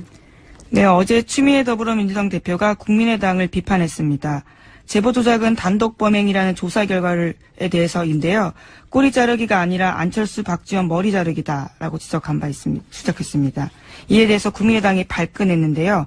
막말이다. 국민의당 등에 비수를 꽂는 야비한 행태다라고 반발했습니다. 추 대표가 사퇴할 때까지 국회 일정을 전면 거부하겠다라고도 밝혔는데요. 당장 어제 오후 국회 예결위에 불참했고 추경안 상정도 불발됐습니다. 국민의당 입장에서는 흔히 하는 표현으로 울고 싶은데 이제 뺨을 때려준 거죠. 국민의당의 비수가 꽂혀있긴 해요. 예, 꽂혀있긴 한데 근데 본인들이 꽂은 거죠, 그건. 예, 어렵게 팔을 돌려가지고. 이 보도를 오늘 아침에 보니까 이제 동아일보에서는 여당 대표의 거친 입 때문에 이렇게 됐다고 프레임을 잡았던데 책임 소재가 이제 여당에 있다는 거죠. 예. 프레임부터 원래 의도가 들어가는 거니까 보수 매체는 이게 국민의당 잘못이 아니라고 이제 말해주고 그렇다기보다는 이제 뭐든지 야당이 아니라 여당 잘못이라고 말해주고 싶은 게 보수 매체인 거죠, 당연히. 근데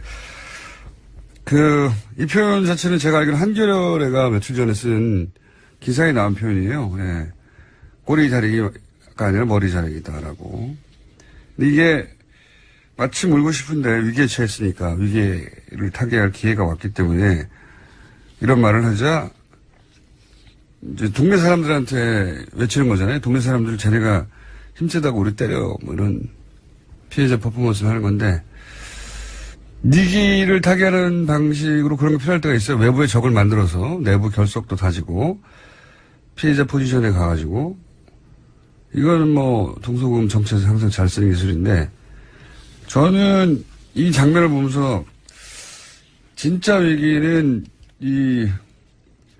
제보 조작 사건이 아니고 그 사건을 돌파해가는 국민의당의 대응 방식이다라고 저는 생각이 드는 게 지금은 그런 종류의 대응으로 돌파할 수 재단이 주관하는 자리에서 연설도 했던 정치공과 아주 관계가 깊은데 재밌는 게 이 재단 소유주가 캐르브 에이지라고 사기업이에요, 사기업.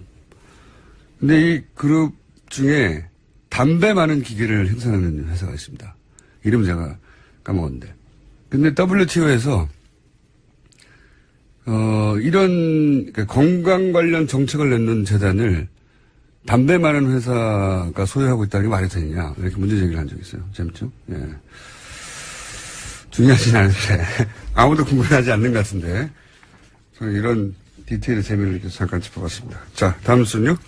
네, 어제 한중 정상의 첫 대면도 있었습니다. 예정 시간이 40분을 훌쩍 넘겨서 1시간 10분 가까이 이어졌는데요. 시진핑 주석은 문재인 대통령의 자서전을 인용하면서 이야기를 꺼냈습니다. 중국 명언을 인용해서 중국 국민에게 문재인 대통령이 낯설지 않다라는 건데요. 장강의 뒷물결이 앞물결을 밀어낸다라는 명언이 문재인 대통령 자서전에 쓰여 있다라고 합니다. 이에 대해서 문재인 대통령도 화답을 했는데 중국 국영기업 상하이 셀비지가 세월호 인용하는 데 도움을 줬다라면서 시 주석도 직접 독려해 준 것으로 안다고 감사하다고 인사했습니다. 서로 뭐 덕담하는 거죠. 예. 근데 이건 명언은 아니고 속담이에요, 그냥. 예, 무슨 명언까지요. 옛날게 물이 흐르면 옛날게 지나가고 지나가고 뒷물이 오잖아요. 그런 얘기고. 예, 참여정부 당시에 이제 그때 상황을 빗대면서 문재인 대통령이 자신의 자서전에 쓰여있던 내용입니다. 이 다음 문구가 진짜 유명하죠. 화무 11홍. 네. 이 문장 다음에 화무 11홍이거든요. 그냥 속담입니다. 명언까지요. 서로 아이스 브레이킹을 이렇게 했다는 거고요. 그래서 주고받은 이야기는요. 예, 두 정상은 사드를 회담의 의제 테이블에 올려놓으면서도 사드를 직접 언급하는 것은 피했습니다. 청와대 고위 관계자에 따르면 사드 문제를 논의한 건 맞지만 사드라는 표현을 하지 않고 양국 간 이견이 있는 부분이라고 표현하기로 합의했다고 합니다. 또 문재인 대통령은 사드가 북핵 미사일 도발로 인해서 배치된 것이니 북핵과 미사일 문제의 해법을 찾아내면 사드 문제도 해결되는 것 아니냐라는 논리를 들이댔다라고 합니다. 또 특히 환경 영향 평가를 통해서 정말로 들이댔대요? 설득했다라고 합니다. 네. 네. 이런 논리를 구성하고 갔군요. 그러니까 북핵 때문에 이렇게 된 거니까 북핵을 같이 해결해서 사드도 풀자. 네, 논리 구성을 그렇게. 이게 뭐 쉽게 먹히진 않겠죠. 네, 사드가 북핵 때문이냐. 실제로는 그게 아니지 않냐. 전략적인 이 동북아에서 미국이 중국을 견제하기 위한 전략 수단 아니냐. 뭐 이런 얘기를 당연히 그쪽에서는 하겠죠. 어쨌든 우리 논리 구성, 그 말이 맞다 하더라도 우리 논리 구성은 이렇게 했다. 이런 얘기구나. 네요. 네. 네, 또 시간을 벌자라는 식의 이야기도 한 건데요. 환경 영향 평가를 통해서 사드 배치의 절차적 정당성을 확보하는 동시에 그 시간 동안 북핵 미사일 문제 해법을 찾아내자라는 논리를 제시했다고 합니다. 미국에는 절차적 정당성이 필요하지 않느냐, 민주적 정부에서는 이런 얘기를 했고, 그러면 자연스럽게 시간이 그 시간만큼 저절로 확보되는 거니까 그 시간 동안 북핵 문제를 좀 해결해 보자. 이런 논리 구성으로 만났군요. 예. 이게 뭐 쉽게 끝날 이야기는 아니고 그렇게 이야기가 시작됐다고 합니다. 자, 다음 뉴스는요. 네, 앙겔라 메르켈 독일 총리와 문재인 대통령이 만나기도 했는데요. 메르켈 총리는 문재인 대통령에게 이런 질문했습니다. 국민의 41% 지지를 받고 당선됐는데 지지하지 않는 나머지 유권자는 어떻게 끌어안을 생각이냐라고 물었습니다. 그러자 문재인 대통령은 독일 사례를 들면서 국민 통합을 위해서는 여러 가지가 필요하다라는 이야기를 했는데요. 일종의 모범답 이야기한 겁니다. 그러자 강경화 외교부 장관이 보충 답변 나섰습니다. 강 장관은 메르켈 총리님 제가 한 말씀 드려도 될까요? 라면서 발언 기회를 얻은 다음에요. 문재인 대통령은 41%의 지지를 받아 당선됐지만 취임 이후에는 국민적 지지율이 80%를 웃돌면서 사실상 국민 통합에 성과 내고 있다. 이렇게 대답했습니다. 재밌는 이야기입니다. 이걸 이제 도발적 질문으로 아마도 강 장관도 그리고 이걸 보도한 기자도 그래서 제목도 이제 도발적인 제목이 아니라 도발적인 질문을 했다고 표현했는데 저는 이게 도발적인 게 아니고 실제로 궁금한 거라고 봐요. 강경화 장관은 이제 41%인데 나머지는 어떻게 할래? 이런 도발로 보고 무슨 소리냐. 80%는 이미 통합됐어. 라고 이제 수행하는 장관으로서 대통령 자존심을 세워준 건데 저는 이건 통역 과정에서의 어떤 뉘앙스 때문에도 이런 일이 있었을 것 같아요. 저는 궁금함으로 보는 이유가 뭐냐면 메르켈 총리가 이끄는 기민당, 기사당 연합 지지율이 30%대예요. 항상. 예. 민주당은 50%대고 메르켈 본인 지지율도 40%대예요. 예. 좀 이렇게 떨어지면 30대 후반, 높아지면 40대 중후반. 그러니까 다른 나라 정상을 도발할 정도의 지지율이 스스로 못 돼요. 예, 상황적으로. 오히려 이제 독일은 일당이 휩쓰는 구조가 안 된단 말이죠. 예. 항상 이 정도 지지율에서 왔다 갔다 하는데.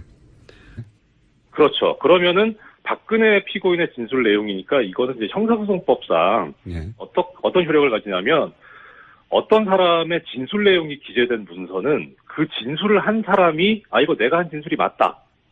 라고 법정에서 그렇게 선서하고 증언을 해야 이 증거 능력이 있고 효력이 있어요. 그러니까 지금 이 안종범 전 수석 안종범 피고인의 수첩 이 종범실록은 엄밀하게 말하면 다시 말씀드리지만 안종범의 진술 내용이 아니고 박근혜 피고인의 진술 내용이기 때문에 그걸 받아 적은 거 아닙니까? 그렇죠. 그렇죠. 그러니까 박근혜 피고인이 나와서 사실 증언을 해야 되는 거예요. 이거는 내가 말한 말을 받아 적은 게 맞다. 그렇죠. 내가 이렇게 말한 사실이 있다. 예, 그러니까 이 부분에 관해서는 사실 엄밀하게 말하면은 이게 증거가 될 수 있는 상태는 아닌 거죠. 아직은. 예, 그런데 이게 이제 주의 있게 봐야 될 부분은 뭐냐면 사실 이게 증거가 된다 안 된다라는 문제를 이제 증거 능력의 문제라고 하는데 증거 능력이 있어야만 증거로 채택을 할 수 있거든요. 네네. 예, 근데 그 증거 채택은 언제 하냐면 재판 진행 과정에서 해요. 중간에. 이거 채택한다, 안 한다, 이거 증거 능력이 없으니까 채택 못 한다, 뭐 이런 식으로. 그런데 이제 우리가 알고 있는 그 증거로서의 가치, 이거는 증명력이라고 하는데, 증거 능력이 아니고, 엄밀하게 말하면 증거 능력은 증거가 될 수 있는 가치 뭐 이런 걸 말하고, 증명력은 얼마나 믿을 수 있냐, 이 증거를. 그러니까 뭐, 이번 사건 같으면은, 이 종범실록 가지고 뇌물 수수했다는 공소사실을 인정할 수 있다, 없다, 이런 얘기인 거죠. 그러니까 증거 능력이라는 말은 오히려 증거 자격이고, 예. 실제로 우리가 이제 일상적으로 그게 증거를 믿을 만한 그런 증거 능력을 갖췄나 할 때는 이걸 증명력이라고 하는 거군요. 예. 그렇죠. 예. 신빙성 있는 증거, 증명력이라고 하는데 이 증명력은 용어를 잘못 만드셨네. 법률가들이. 예. 이게 어쨌든 일본 거에서 온 거라. 하여튼 네. 그래서 이 증명력은 어떻게 판단을 하냐면 가치를 부여하냐면 이 재판 진행 중에 하는 게 아니고요. 변론 종결하고 심리 종결하고 나서 이제 모든 것을 증거를 종합해가지고 판단해서 판결문에 나오는 겁니다. 그러면 제가 이해한 대로 좀 정리해 볼게요. 지금은 박근혜 전 대통령이 내가 한 말이라고 하지 않았기 때문에 아직은 증거 능력, 증거로서의 자격을 갖추지 못한 상태고. 그렇죠. 이것이 믿을만하냐 믿을만하지 않냐는 재판을 해보고 결정한다. 그렇죠. 그런 상태다. 예. 그러면 정황 증거로만 인정한다는 거는 그 중간에서 어떤 의미입니까? 나중에 증거력이 있는지 없는지 일단 두고 보겠다 이런 건가요? 그렇죠. 그거는 유보합니다. 어느 재판이나 그렇고요. 만약에 이게 법정에서 이거 증명력이 있네요라고 하는 순간 그 재판은 더 할 필요가 없어지는 재판이 되잖아요. 그렇죠. 그러니까 그 얘기는 절대로 안 합니다, 판사들이. 그거는 뭐 심증을 다 드러내는 거기 때문에. 정황 증거가 됐다는 것은 나쁘게 해석할 필요가 없는 상태인 거네요? 정확한 지적이십니다. 그러면은 이렇게 봐도 되겠네요. 그러니까 이제 일반의 인식이 삼성 이재용 부회장의 불리한 기사는 잘 안 나오고 유리한 기사는 크게 보도된다. 이게 네네. 저는 경험칙으로, 제 개인적인 경험칙으로 어느 정도 사실에 부합한다고 생각하는데, 네. 재벌들이 뭐 다들 이런 언론 매니지먼트를 하는데 이 분야에 삼성이 제일 강하죠. 근데 지금 말씀만으로는 이것이 박근혜 전 대통령 쪽에 불리하다, 유리하다, 혹은 이재용 부회장에게 유리하다, 불리하다고 판단할 내용이 아닌데 마치 이재용 부회장에게 매우 유리한 것처럼 해석된 문구로 차 있는 기사들이 나는 것은 오보죠. 오보인지 의도인지. 예, 왜냐면은 이런 게 있거든요.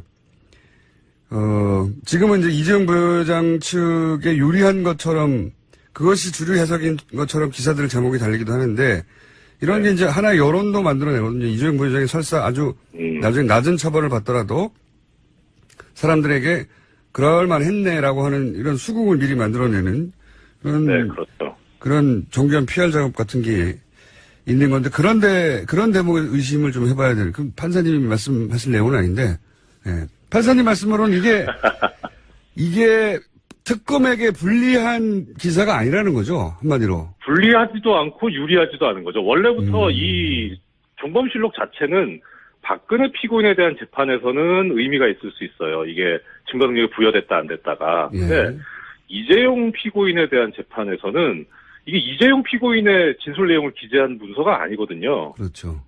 그러니까 이거는 어차피 원칙적으로 그 증거 능력이 인정될 수 있는 범위가 이런 수첩이 존재한다라는 증거물로서의 가치하고 그다음에 이게 작성된 경위가 박근혜 피고인이 얘기한 것을 안종범 피고인이 기재했다더라. 이 정도가 끝이에요, 사실은. 이거는 언론을 탓해야 되는 내용이네요. 왜냐하면 이제 기본적으로 우려가 있습니다. 실제 어떤 우려가 있냐면 워낙 삼성이 이런 이제 법망을 잘 피해 왔고 여태까지 그리고 삼성의 PR 능력이 굉장히 대단하기 때문에 수 있는 성격이 아니거든요. 이게 생각해 보면 이게 이제 뭐 피해자 포지션, 뭐 약자 포지션, 핍박받는 피해의식, 자기 연민, 뭐 그 억울함을 주장하는 마음 이런 대응으로 야당이 돌파할 수 있는 얘기는 힘에 밀리거나 아니면은 부당한 공작으로 당했을 때 쓰는 거지 당내에서 출발하는 얘기를 이렇게 돌파하는 게 대중적인 지지를 얻기 힘들어요. 저는 국민의당의 현재 리더십, 현재 대응 방식이 오히려 자체적으로 심각하게 되돌아봐야 되는 대상이 되는 거다. 왜냐하면 이게 멘탈리티의 문제이기도 하거든요. 이 멘탈리티로 여론전이나 나중에 선거에서 이길 수 있을까. 이렇게 대응하면 안 될 것 같은데 계속 이 방식의 대응을 하고 있습니다. 자, 다음 뉴스는요. 네, 국정원 적폐청산 TF가 국정원 댓글 사건 당시 국정원 내부 데이터베이스를 분석하는 작업에 착수했다라고 어제 JTBC가 보도했습니다. 특히 18대 대선을 앞두고 있던 2012년 6월부터 12월까지 회의의 녹음과 녹취가 집중 분석 대상인데요. 당시 검찰은 국정원이 이미 제출한 자료만 받았습니다. 이 중에서는 원세훈 전 원장 녹취록은 2012년 5월분까지만 있었는데요. 2012년 5월 이전 녹취 중에서도 눈에 띄는 부분들이 있습니다. 정부 정책에 지지하지 않는 야당 인사는 밀어버려야 한다라는 뜻으로 해석되는 발언 등이 이미 법정에서 소개된 바가 있습니다. 근데 이거는 뭐 대선 6개월 전까지고 대선 6개월 이내에는 험악한 이야기들 오갔겠죠. 네, 공직선거법 위반 걸리지 않기 위해서 딱 그 기간만 빼고 준 것으로 보입니다. 제목 하나 정도 읽을 수 있을 것 같습니다. 네, 어제 이재용 부회장의 재판이 있었는데요. 여기서도 안종범 전 수석의 수첩이 쟁점이 됐습니다. 그 내용은 저희가 바로 이어서 저희 이정렬 전 판사님하고 얘기를 나눌 것이고 네. 제가 오늘 아침 눈에 띄는 기사는 정원진 의원이 보수신당 창당한다고. 네, 변희재, 정의용 씨도 합류한다고 합니다. 정치 뉴스인데 연예 뉴스의 느낌이 나요. 네. 여기까지 하겠습니다. 시사인의 김은지였습니다. 감사합니다. 박근혜 전 대통령과 이재용 삼성 부회장의 뇌물죄 핵심 증거 중에 하나로 안종범 수척이 재판부에 의해 직접 증거로는 인정할 수 없다고 어제 공판에서 정해졌죠. 자, 이 사안을 어떻게 이해해야 하는지 이정열 전 부장판사 연결해서 이야기 나눠보겠습니다. 안녕하세요, 판사님. 네, 안녕하세요. 이게 이제 법률 용어다 보니까.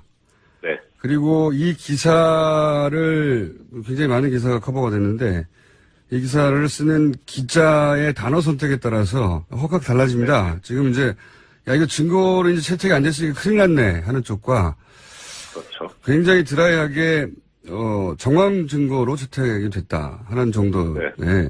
이게 무슨 말이야 해석이 안 되는 기사.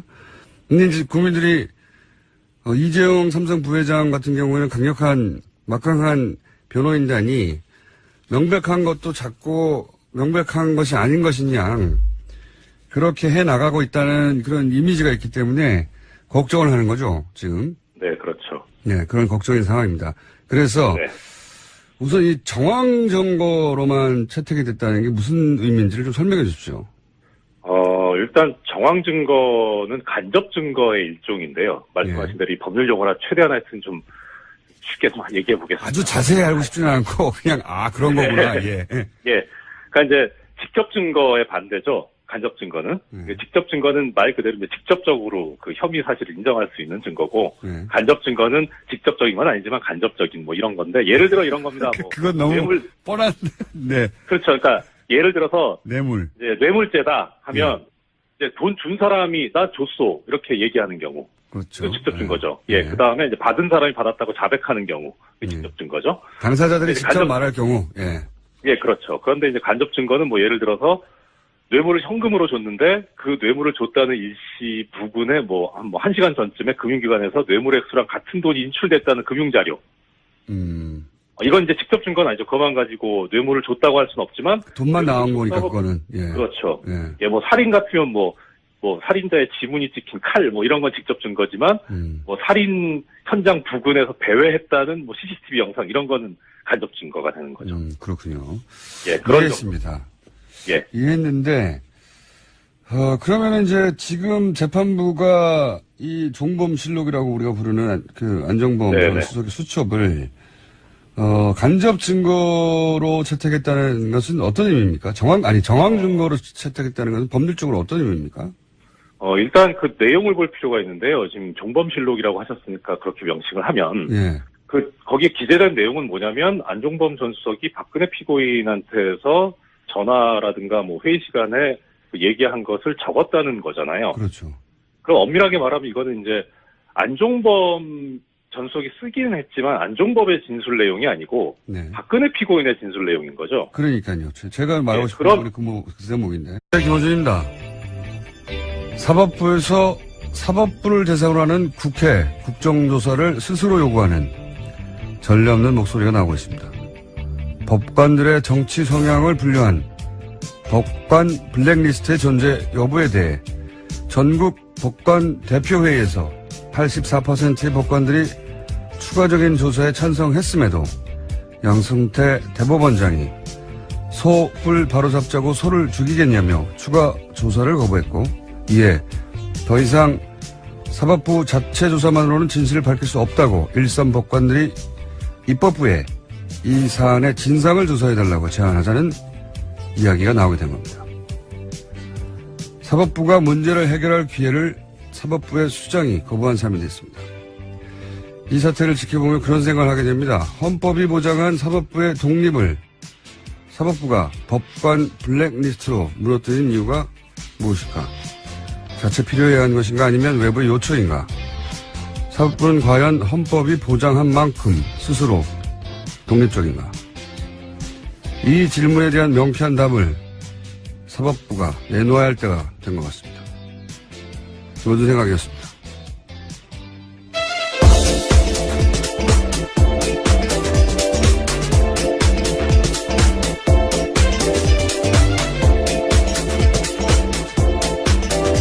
시사인의 김은지입니다. 자, 오늘도 가볼까요? 네. 오늘만 하면 이제 또 주말이죠. 일주일이 가네요. 시간이 참 빠릅니다. 벌써 7월이고. 그러게요. 정말 7월이네요. 언제 시작했죠? 김은지 기자가? 제가 12월 중순 정도에 시작했습니다. 작년 시작했는데 6개월도 지났습니다. 이제 만으로. 시간이 참 빠릅니다. 자, 첫 번째 뉴스는요. 네, 문재인 대통령은 어제 평화적인 방식으로 한반도 비핵화를 달성한다는 베를린 평화구상을 발표했습니다. 그러면서 5대 정책 방향을 제시했는데요.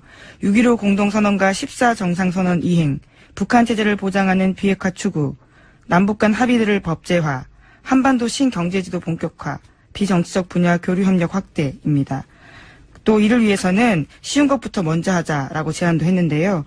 오는 10월 4일 이산가족 상봉 및 성묘, 북한의 평창 동계올림픽 참가, 군사분계선의 적대행위 중단, 남북대화 재개를 북한에 제안했습니다. 그렇군요. 한마디로 해서 이제 김대중, 노무현의 그분들이 닦아놓은 길을 다시 들어서겠다.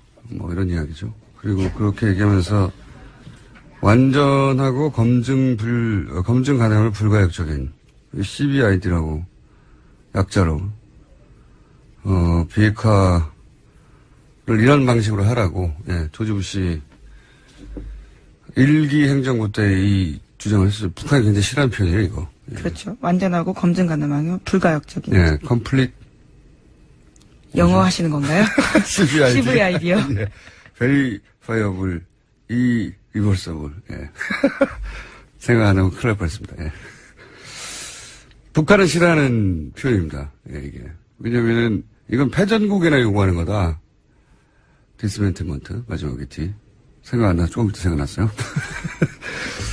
자, 근데 우리 대통령들이 이렇게 꼭 베를린 가서 대북 선언을 하는 이유가 있어요. 이제 김대중 대통령 때 베를린 자유대학 가가지고 베를린 선언을 했는데 그게 굉장히 큰 반향을 불러일으켰거든요. 사실 그러고 나서 이제 노벨 평화상으로도 이어지고 남북 정상회담. 이제 독일이 평화적으로 통일을 했다는 상징성 때문에 이제 여기 가서 하는 거죠. 계속 그 이후에 대통령들도. 네, 박근혜 전 대통령도 드레스덴 구상이라고 해서 드레스덴 가서 발표한 적이 있습니다. 독일에 가가지고. 예, 물론 최순실 씨가 써줬다라는 것도 결국 이후에 통일 대박이 거기서 나온 거죠. 네. 곧 북한이 붕괴될 것이라고 생각하고 했다는 말들이 있죠. 이건 뭐 아무도 궁금해하지 않는 건데 저는 이런 디테일이 궁금해가지고 이게 어디서 했느냐.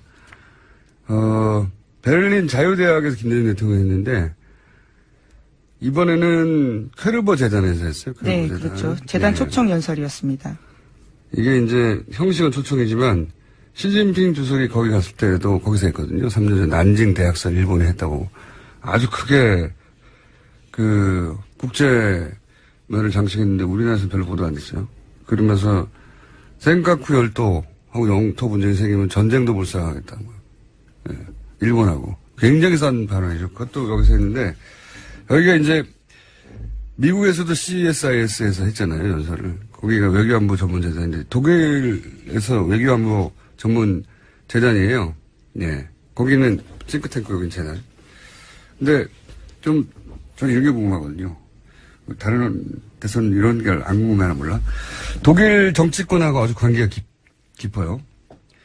이 정치인들이 그 위원으로도 참석하고 그리고 어떤 행사는 대통령이 직접 주관하고 굉장히 관계가 깊은데 그래서 이제 시진핑도 문재인 대통령도 여기서 연설을 하고 메르켈 총리가 중국에 갔을 때도 이